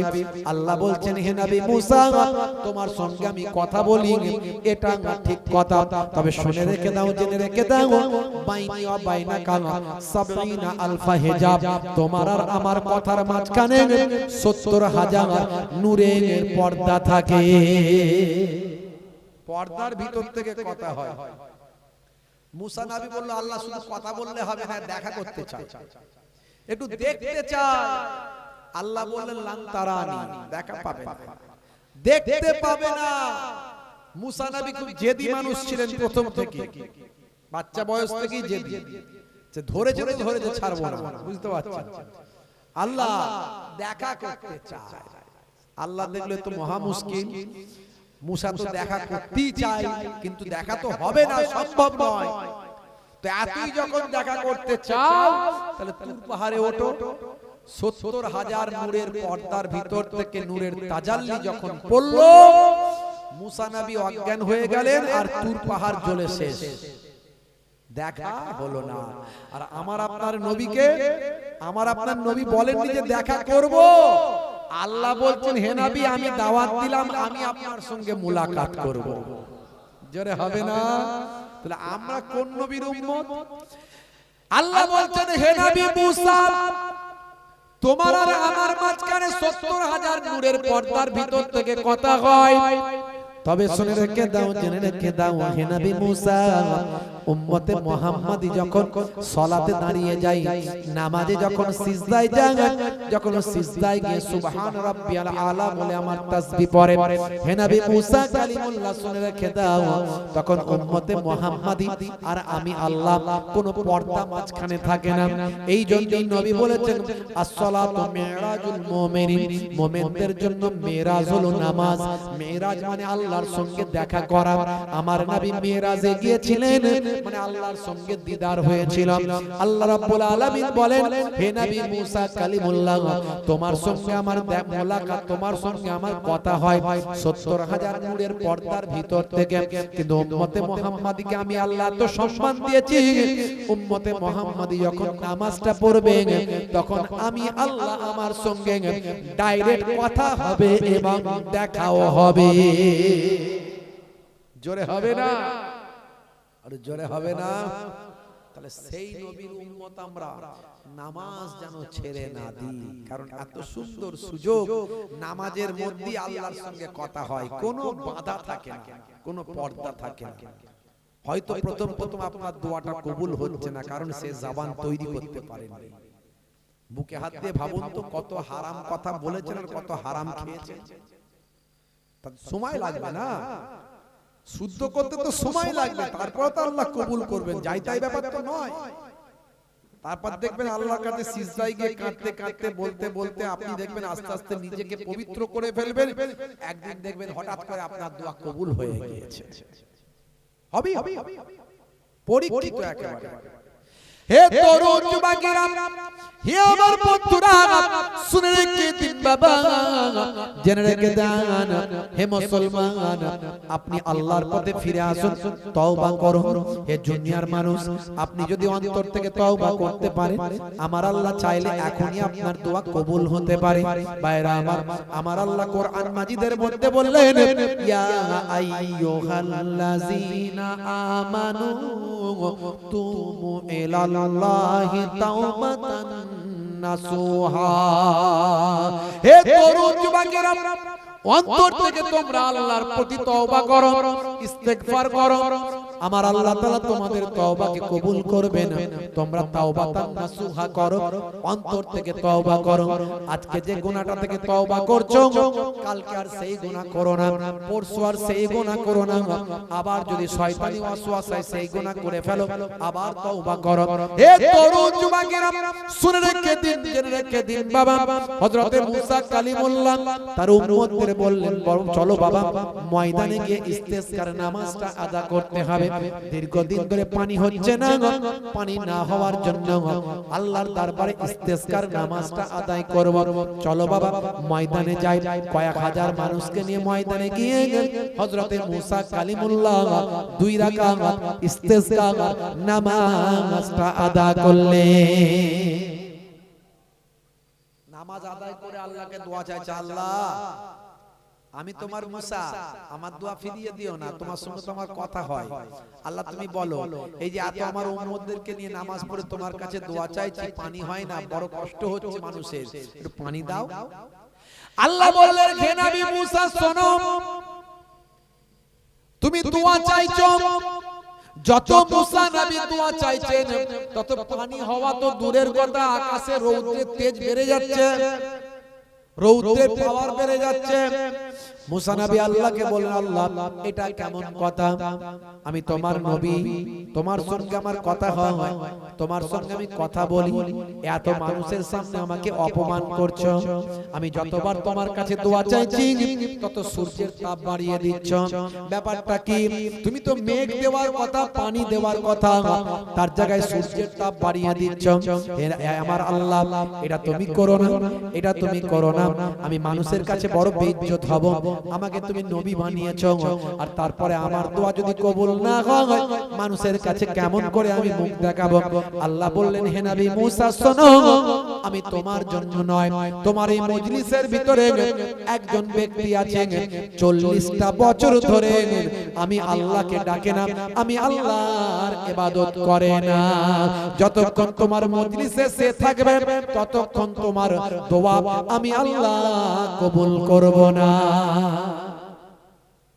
এমনি মুসা নবী রাগী মানুষ, বুঝতে পারছো? এই মিয়া উঠে দাঁড়িয়ে দাঁড়িয়ে, এই মিয়া কে আছিস, বেরো, নামাজ পড়িসনি, আল্লাহকে ডাকিসনি, 40 বছর আল্লাহর সঙ্গে কোনো সম্পর্ক নেই, এখন পানি চাওয়ার জন্য বেটা ঠেলাই পড়ে এই মজলিসে ঢুকেছিস, হ্যাঁ ঠেলাই পড়ে এখানে এসেছিস, বেরো বেরো, কে আছিস, বেরো। আচ্ছা বলুন তো, কেউ যদি থাকে বেরোবে? সে তো আরো সবার কাছে মার্ক হয়ে যাবে, তাই না, অপমান হয়ে যাবে, লোকে তাকে সকালবেলা টিকটি দেবে না। যত মুসা নবী বলছে বেরো, সে আরো মাথা নিচু করে নিচ্ছে, যে আছে ওর ভিতরে সে মাথা নিচু করে ভাবছে যে মুসা নবী যেন আমাকে দেখতে না পায়, চিনতে না পারে, বুঝতে পারছো? হে তরুণ যুবকেরা, মাথা নিচু করে নিয়েছে যাতে মুসা নবী আমাকে দেখতে না পায়। আল্লাহর দরবারে মাথা নিচু করে এবার ঝরঝর করে কাঁদে, তওবা করে, অন্তর থেকে তওবা করে, তাওবাতান নাসুহা করে। হে আল্লাহ, তুমি মুসা নবীর আল্লাহ, মুসা নবীর উম্মতের আল্লাহ, সমস্ত জীবকুলের আল্লাহ, গাছপালা তরুলতা সবই তো তুমি আল্লাহ, আর আমার মতো হতভাগার আল্লাহ তুমি ছাড়া আর কেউ নাই। আজকে আমি বড় বিপদে পড়েছি, এত মানুষের ভিতরে ধরা পড়ে গেছি, 40 বছর আমি তো তোমাকে ডাকিনি, কোনোদিন তোমার ইবাদত করিনি, কোন কোনোদিন তোমার নামাজ পড়িনি, তোমার কাছে শরণাপন্ন হয়নি, আজকে জমির ফাটল ধরে গেছে, চাষ নষ্ট হয়েছে, তাই আমিও এদের লাইনে ভিড়েছি, আজকে আমি বেরোতে পারছি না, এখান থেকে যেতে পারছি না, তোমার কাছে তওবা করছি অন্তর থেকে, তুমি ফিরিয়ে দিও না, ঘুরিয়ে দিও না। হে তরুণ যুবকেরা, হে আমার বন্ধুরা, এমন সময় সেই মানুষটি আল্লাহর কাছে তওবা করে দোয়া চায়, হে আমার আল্লাহ, আজকের দিনে যদি তুমি আমার সম্মানটা বাঁচিয়ে দাও, আজকের দিনে যদি তুমি আমার ইজ্জতটা বাঁচিয়ে দাও, তুমি যদি আকাশ থেকে পানিটা দিয়ে দাও, তাহলে আমি তোমাকে কথা দিলাম, আজ থেকে আমি তোমার পথে ফিরে আসব, তোমার ইবাদত করব, আমি তোমার দ্বীনের পথে চলব, আজ থেকে আমি তওবা করে মুসা নবীর উম্মত হয়ে যাব। আমাকে আজকে অপমান করো না, এত মানুষের সামনে বেইজ্জত করো না, আমার ইজ্জত তুমি ঢেকে দাও, তুমি তো ইজ্জত রক্ষা করনে ওয়ালা। আমার আল্লাহ, তুমি আমার দোয়া কবুল করো, আকাশ থেকে পানি বর্ষণ করো, তাহলে অন্তত আজকের দিনে আমি রক্ষা পেয়ে যাব। হে তরুণ যুবকেরা, হে আমার বন্ধুরা, কিতাবের মধ্যে দেখতে পাওয়া যায় সঙ্গে সঙ্গে আকাশ থেকে কালো মেঘ হয়ে গেল, কালো মেঘ হয়ে গিয়ে অফুরন্ত পানি, রহমতের পানিটা মজলিসে বর্ষণ হলো। জোরে হবে না, জোরে হবে না। মুসা কালিমুল্লাহ অবাক, আল্লাহ তুমি তো বললে একজন লোক আছে 40 বছর আল্লাহকে ডাকেনি, সে না বেরোলে তুমি পানি দেবে না, তো পানি দিলে কেন? ব্যাপারটা কি? তুমি তো আমাকে অপমান করে দিচ্ছ আল্লাহ, এত মানুষের সামনে আমি এদের নবী, আমার সঙ্গে তোমার কথা হয়, আর আমি সেই লোককে এখনো বের করিনি, তুমি বললে সে না বেরোলে পানি হবে না, আর সে বেরোলে তারা কি পানি দিয়ে দিলে? ব্যাপারটা কি? আল্লাহ বলতেন, হে নবী মুসা শোনো, এতক্ষণ আমি যার জন্য পানি দিচ্ছিলাম না, যার কারণে আমি এতক্ষণ পানি দিচ্ছিলাম না, এখন আমি তার কারণে পানিটা দিয়ে দিলাম। হে তরুণ যুবকেরা, মুসা কালিমুল্লাহ বললেন, ব্যাপারটা কি? আমার আল্লাহ একটু খুলে বলুন।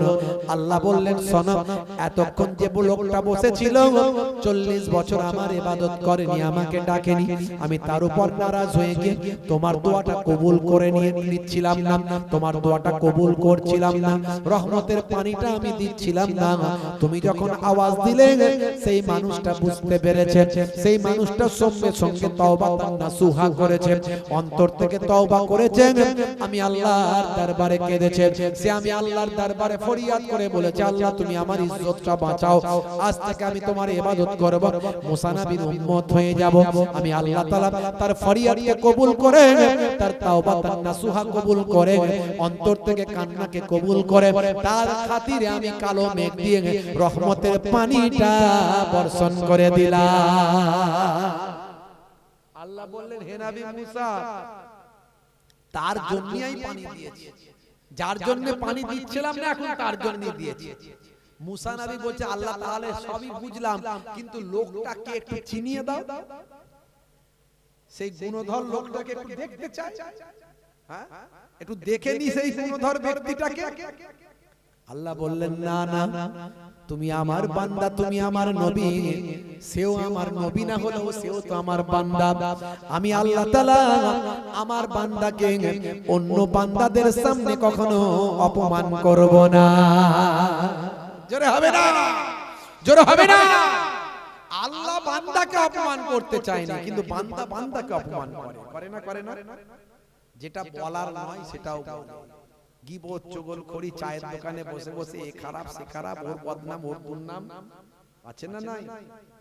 করবেন না, এগুলো থেকে দূরে থাকবেন, আল্লাহর পথে ফিরে আসেন, তওবা করে পরিবর্তন হয়ে যান, আল্লাহ এবং রাসূলের পথে ফিরে আসুন, জীবনটা ধন্য হয়ে যাবে। আপনার জবানের দোয়া আল্লাহ কবুল করে নেবেন। বলুন আল্লাহুম্মা আমিন, বলুন আল্লাহুম্মা আমিন। ভাইরা আমার, উম্মতে মুহাম্মাদির অনেক মর্যাদা বাপ, উম্মতে মুহাম্মাদির অনেক সম্মান, উম্মতে মুহাম্মাদির অনেক ইজ্জত আমার আল্লাহ দিয়েছেন। আমরা আমাদের ইজ্জত রাখতে পারিনি, না হলে আমাদের উপরে কোনো মুসিবত আসার কথা নয়, আমাদের উপরে কোনো মুসিবত আসার কথা নয়। তবে জেনে রেখে দেন জিক্রুন শব্দের অর্থ হলো স্মরণ করা। কাকে স্মরণ করবেন? আল্লাহকে স্মরণ করবেন। হে যুবকেরা, আল্লাহকে স্মরণ করবেন কিভাবে? আল্লাহকে স্মরণ করার অনেক মাধ্যম আছে ভাইরা আমার। আমরা জিকির করা মানে শুধুমাত্র আল্লাহ আল্লাহ জিকির করা, কালেমা শরীফের জিকির করা, এগুলো ভাবি। আসলে কিন্তু তা নয়। জিক্রুন শব্দের অর্থ হলো স্মরণ করা। নামাজের মাধ্যমে স্মরণ, রোজার মাধ্যমে স্মরণ, হজ যাকাতের মাধ্যমে স্মরণ। হে তরুণ যুবকেরা, হে আমার বন্ধুরা, শুনে রেখে দিন বাবা, জেনে রেখে দেন। হে মুসলমান, একটু লক্ষ্য করুন। আপনি বিভিন্ন কাজকর্ম করবেন, কথাবার্তা বলবেন, চাল চলন করবেন, ইবাদত বন্দেগী করবেন, হাঁটা চলা খাওয়া বসা সব কিছুর মাধ্যমে আল্লাহর স্মরণ করবেন।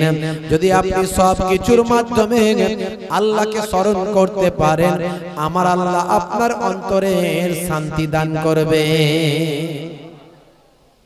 একমাত্র অন্তরের শান্তি আসতে পারে আল্লাহর জিকিরের মাধ্যমে। জিক্রুন শব্দের অর্থ হলো শান্তি, জিক্রুন শব্দের অর্থ হলো স্মরণ করা। আর সেই স্মরণ করার মধ্যে দিয়ে, আল্লাহকে স্মরণ করার মধ্যে দিয়ে শান্তি আসতে পারে। তা আমরা মনে করি স্মরণ করা মানে শুধু জিকির করা, আল্লাহ আল্লাহ করা, কালেমা শরীফ পড়া। আসলে কিন্তু তা নয়। নামাজটাও হলো জিকির, রোজাও হলো জিকির, হজও হলো জিকির, যাকাতও হলো জিকির। তার মানে এই যাকাত দি, হজ করি, সব কাকে স্মরণ করছি? আল্লাহকে। আল্লাহ বলেছেন বলি তো করছি। শুধু তাই নয়, প্রতিদিনের ঘুম থেকে ওঠা থেকে ঘুমাতে যাওয়া পর্যন্ত সব কিছু আমরা যা করব আল্লাহর হুকুম অনুযায়ী করব। হে তরুণ যুবকেরা, সারা দিন রাত আপনি যেভাবে চলবেন, খাবেন, ঘুমাবেন, শোবেন, উঠবেন, বসবেন, কাজ কারবার করবেন, ব্যবসা বাণিজ্য করবেন, আপনি সংসার ধর্ম করবেন, সন্তানকে লালন পালন করবেন, সব কিছুর মাধ্যমে আল্লাহর জিকির হবে। তবে কি করে হবে? হে যুবকেরা, হে আমার মুরব্বিয়ানেরা, আমার আল্লাহ জানিয়ে দিয়েছেন, হে দুনিয়ার মানুষ শুনে রেখে দাও, মাইয়াতির রাসূল ফাকাদ আতা আল্লাহ। যে আমার রাসূলের ইতাআতটা করলো, যে আমার রাসূলের গোলামিটা করলো, সে যেন আমি আল্লাহ আমার গোলামি করলো। তাহলে রাসূলের সুন্নতের তাবেদারি করলে আল্লাহর জিকির করা হয়। জোরে বলুন সুবহানাল্লাহ। রাসূলের সুন্নাত, খাওয়া, শোয়া, ওঠা, বসা, মাথাটা কেমন করে আঁচড়াবেন, চুলটা কেমন রাখবেন। এখন অনেকেই ইচ্ছা মতো চুল রেখে দেয়। এই সামনের দিকটাই ছোট আর পেছন দিকটা এরকম বড়, আছে না নাই? হ্যাঁ, এ চুল চলবে না। চুল আল্লাহর নবী তিন রকম রেখেছিলেন, সেটা আপনি হাদিস খুললে পাবেন। বাবু তারাজ্জুল খুলবেন, মাথা আঁচড়ানোর একটা অধ্যায় আছে, মিসকাত খুলবেন পাবেন। চুল আঁচ রাখার অধ্যায়, চুল আঁচড়ানোর অধ্যায়। কেমন চুল রাখবেন? অনেকে মনে করে ন্যাড়া থাকা মনে হয় সুন্নত। না, ভুল কথা। 12 মাস ন্যাড়া এক একজন লোক আছে, জানে না। তো এই যে চুল আল্লাহর নবী রেখেছিলেন, আল্লাহর নবী বড় চুলও রেখেছিলেন, কিন্তু সেটা কেমন চুল জানতে হবে। এই চুল রাখার সম্পর্কে আপনি হাদিস পাবেন। খাওয়া, খাবেন কিভাবে? মিসকাতের মধ্যে একটা অধ্যায় আছে, মিসকাত শরীফের ভিতরে ভাইরা আমার, সেই অধ্যায়টার নাম হলো বাবু তাম, খাওয়ার অধ্যায়। আল্লাহর নবী কি খেতে পছন্দ করতেন, আপনি যদি সেটা খেতে পছন্দ করেন, যেমন একটা বলি, আল্লাহর নবী হচ্ছে ওই যে আমরা বলি না লাউ, আবার বলি কদু, বলি তো নাকি? তো এই কদু, লাউ আল্লাহর নবী পছন্দ করতেন। তা আপনি যদি এটা খাওয়া পছন্দ করেন, আমার নবী পছন্দ করেন বলে আমি করছি, তাহলে এখানে কিন্তু নবীর সুন্নাত আদা করা হলো। নবীর সুন্নাত আদা করা মানে নবীর ইতাআত মানে আল্লাহর ইতাআত। আল্লাহ বলছেন যে নবীর গোলামি করলো, ইতাআত করলো, সে আমি আল্লাহ আমারই গোলামি করলো। তাহলে আপনি এই খাওয়ার মধ্যে দিয়েও আপনার জিকির হলো আল্লাহ। হে তরুণ যুবকেরা, হে আমার বন্ধুরা, শুনে রেখে দিন বাবা, জেনে রেখে দেন। হে মুসলমান, একটু লক্ষ্য করুন। শুধু তাই নয়, আপনাকে আমাকে সব কিছুতে আল্লাহকে স্মরণ করতে হবে, আল্লাহর নামের ইবাদতটা করতে হবে, আল্লাহর নামের জিকির আজকারটা করতে হবে, উঠতে বসতে চলতে ফিরতে আল্লাহকে স্মরণ করতে হবে। ভালো কিছু যখন শুনবেন তখন বলবেন আলহামদুলিল্লাহ, কোনো কিছু যখন ইচ্ছা করবেন তখন বলবেন ইনশাআল্লাহ। ভালো কিছু যখন ভাই আমার কোনো কিছু ঘটেছে ভালো, তখন বলবেন মাশাআল্লাহ। হে তরুণ যুবকেরা, যখন কোনো কিছু শুরু করবেন তখন বলবেন বিসমিল্লাহ। হে যুবকেরা, হে আমার মুরব্বিয়ানেরা, যখন আল্লাহর নিকট সাহায্য প্রার্থনা করবেন তখন বলবেন আস্তাগফিরুল্লাহ। এইভাবে সমস্ত কথাতে, সমস্ত কাজকর্মে আল্লাহর নামের স্মরণটা আপনি করবেন। হে যুবকেরা, হে আমার বন্ধুরা, হে আমার মুরব্বিয়ানেরা, আল্লাহ বলছেন বান্দারে তোমাদের উচিত আমি আল্লাহ আমার ইবাদতটা করা, কারণ আমি তো এত নিয়ামত দিয়েছি। এই যত নিয়ামত তুমি পেয়েছো, তুমি বাতাস পেয়েছো, খাদ্যদ্রব্য পেয়েছো, তুমি সংসার পেয়েছো, পানি পেয়েছো, তুমি আসমানের আলো পেয়েছো, চাঁদের লাইট, সূর্যের আলো পেয়েছো। হে যুবকেরা, তুমি খাদ্য শস্য পেয়েছো, জমিন থেকে ফল পাকড় তুমি পেয়েছো, বাইরে আমার সন্তান পেয়েছো, কাজ কারবার পেয়েছো, ব্যবসা বাণিজ্য পেয়েছো। আমি তোমাদেরকে জোড়ায় জোড়ায় সৃষ্টি করেছি যাতে তুমি একাকী না থাকো, তাই আমি তোমাদের জোড়ায় জোড়ায় সৃষ্টি করেছি। আমার আল্লাহ সুন্দর করে কোরআন মাজিদের ভিতরে বললেন ওয়া খালাকনাকুম আজওয়াজা। হে তরুণ যুবকেরা, এত কিছু পেয়েছো, সবই তো আমি আল্লাহর নিয়ামত।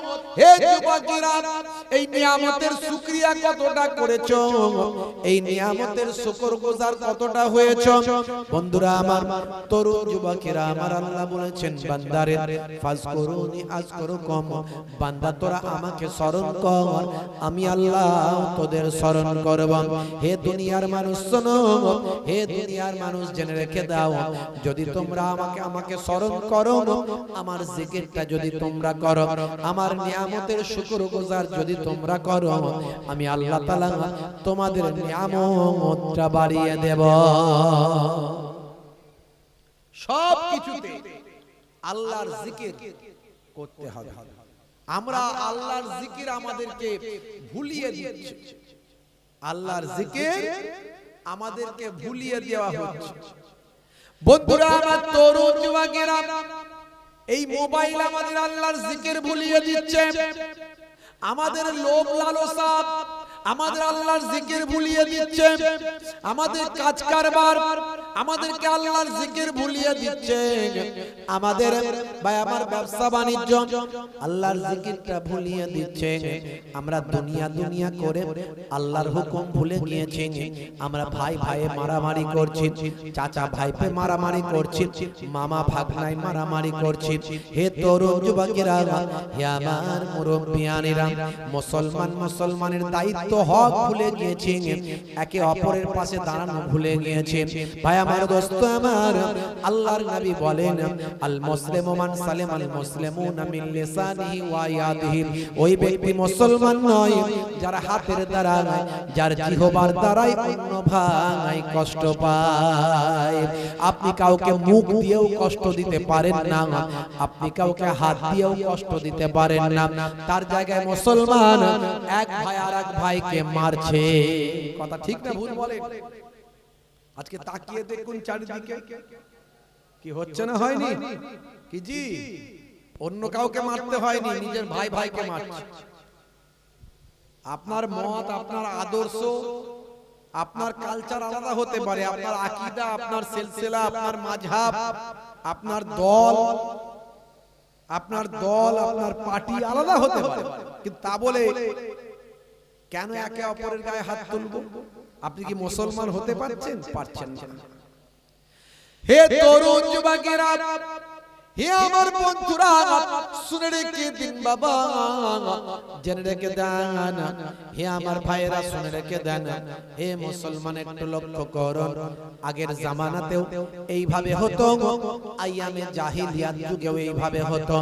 মানুষ মানুষকে মেরে ফেলতো, একটা কুকুর কুকুরকে মেরে ফেলে না, একটা হাতি হাতিকে মেরে ফেলে না, একটা গরু গরুকে মেরে ফেলে না, কিন্তু একটা মানুষ আর একটা মানুষকে মেরে ফেলে।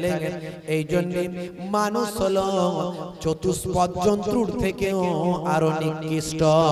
আবার যদি মানুষ, একটা মানুষ হাজার মানুষকে বাঁচাতে পারে। আপনারা দেখেছেন এই কয়েকদিন আগে বাইরে আবার জাহাজ ডুবি হয়েছিল। হে তরুণ যুবকেরা, বন্ধুরা আমার শুনেন, এই ভারতবর্ষের বুকে জাহাজ ডুবি হয়েছিল। জাহাজ ডুবি, সেই বেড়াতে যাচ্ছিল মানুষজন, ভাই আমার জাহাজটা ডুবে গিয়েছিল। এই জাহাজ ডুবিতে একটা ছবি ভাইরাল হয়েছিল, আপনারা দেখেছেন একটা ছবি ভাইরাল হয়েছিল, মা তার সন্তানকে বুকে নিয়ে মারা গেছে। এই ছবিটা আপনারা দেখেছেন, ইন্টারনেটে সোশ্যাল মিডিয়ায় ভাইরাল হয়েছে। এই যুবকেরা, মা তার সন্তানকে বুকে নিয়ে মারা গেছে, অথচ মায়ের শরীরে লাইফ জ্যাকেট পরা ছিল। মা যদি সন্তানকে ছেড়ে দিত পানিতে, তাহলে মা অনায়াসে বেঁচে যেত।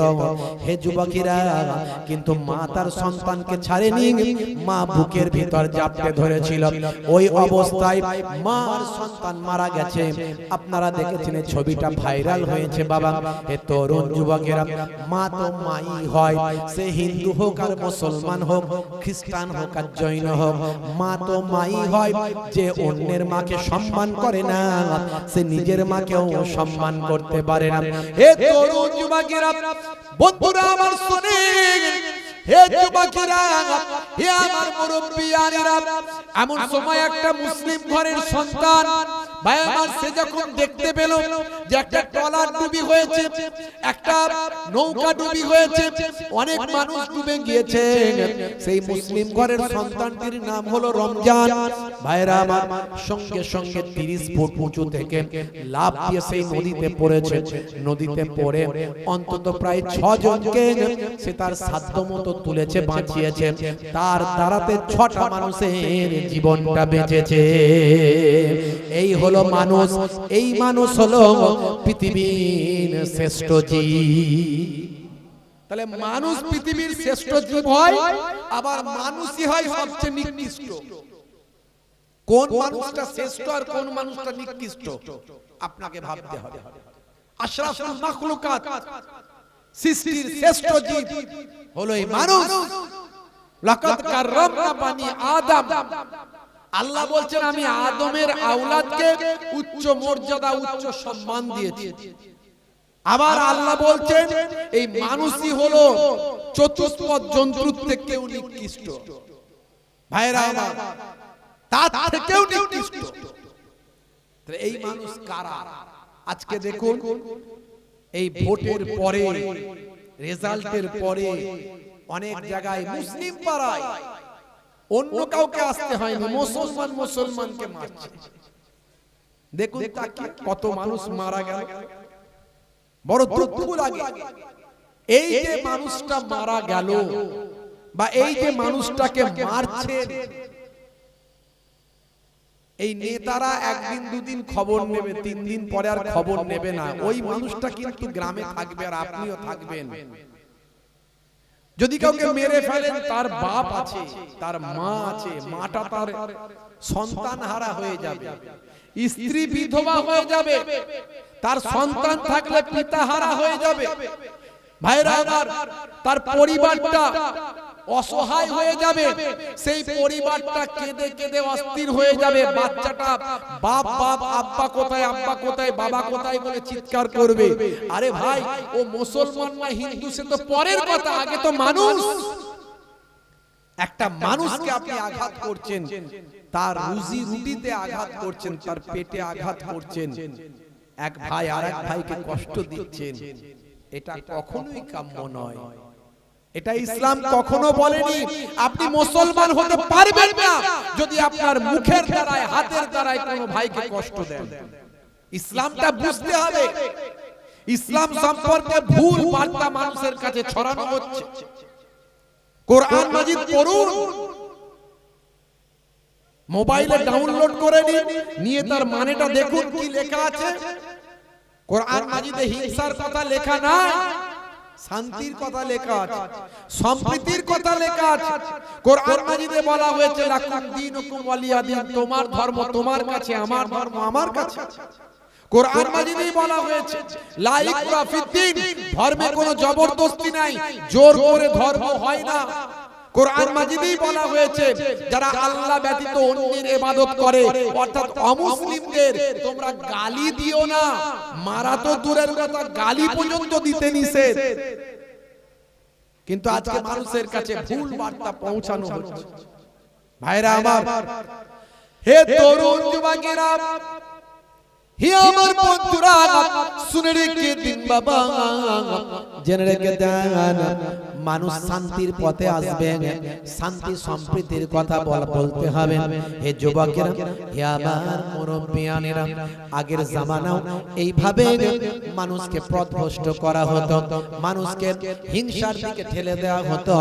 কিন্তু আগের জামানাতেও এই রকম নবীরা এসেছেন বাবা, মানুষকে শান্তির কথা বলেছেন।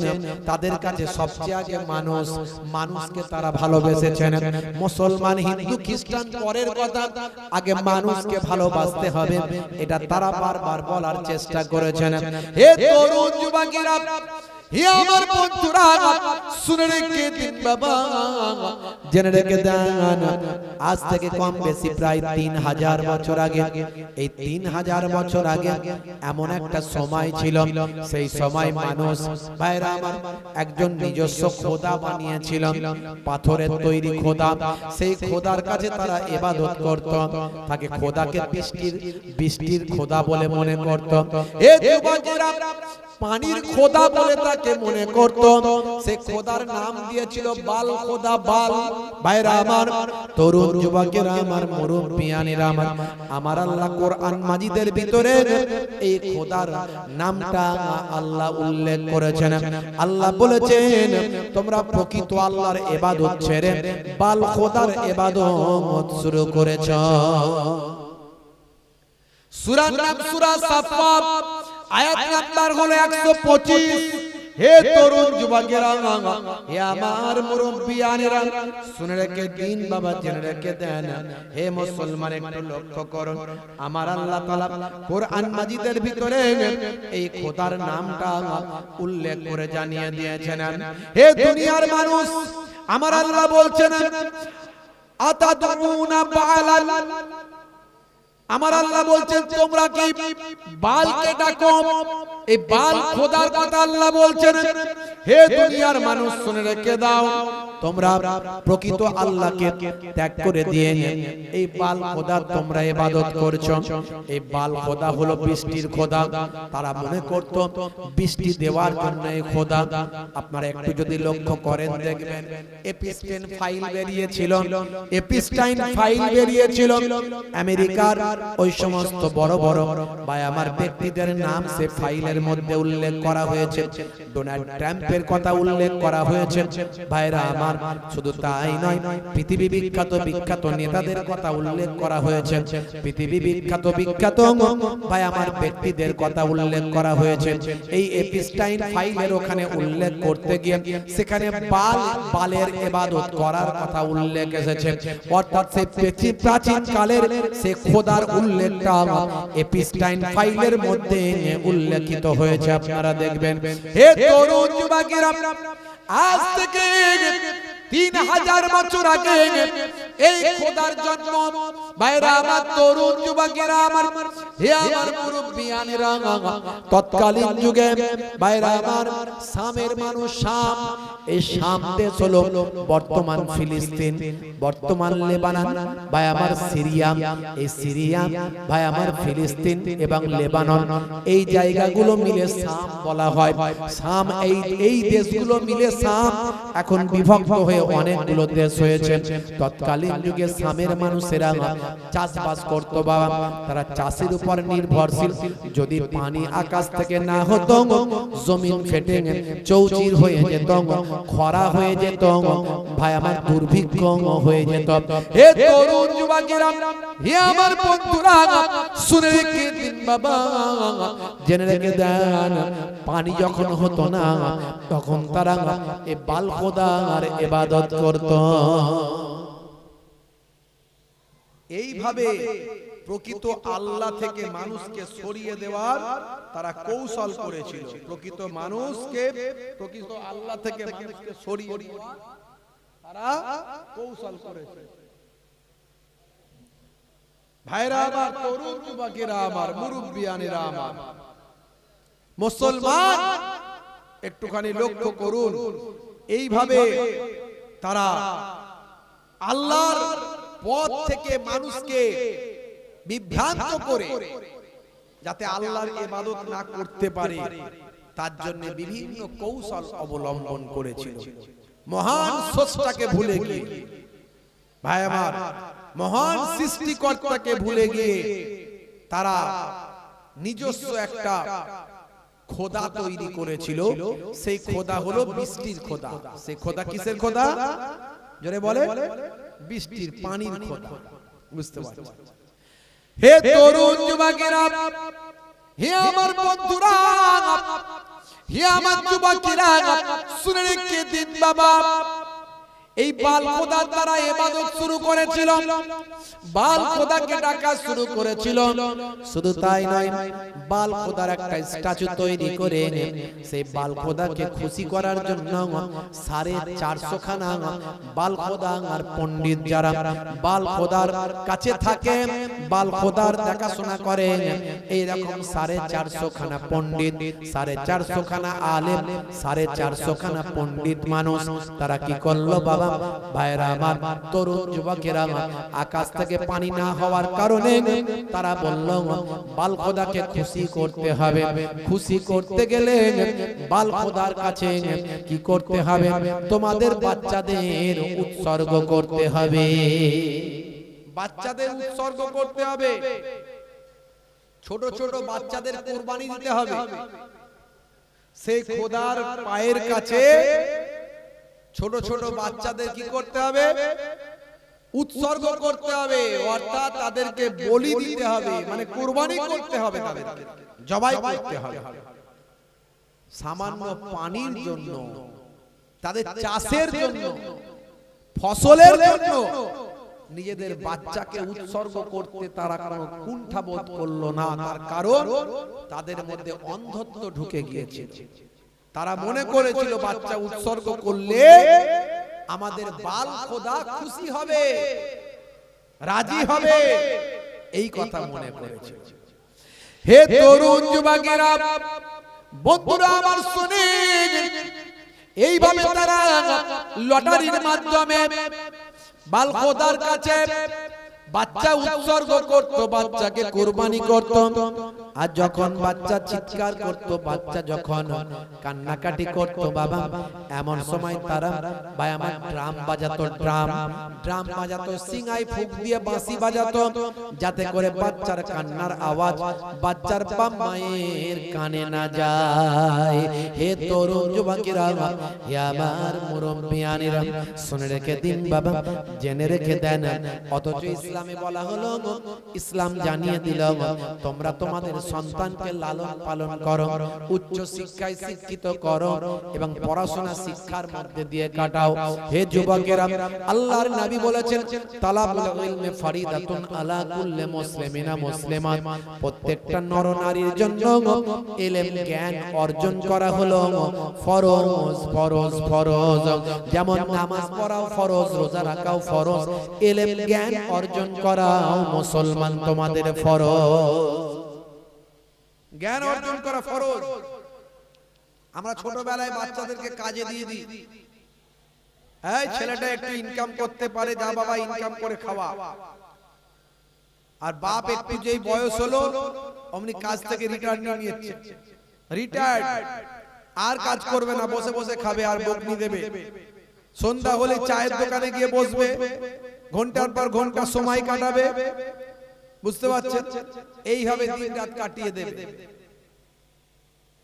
ভাইরা আমার, তরুণ যুবকেরা আমার, মুরব্বিয়ানেরা আমার,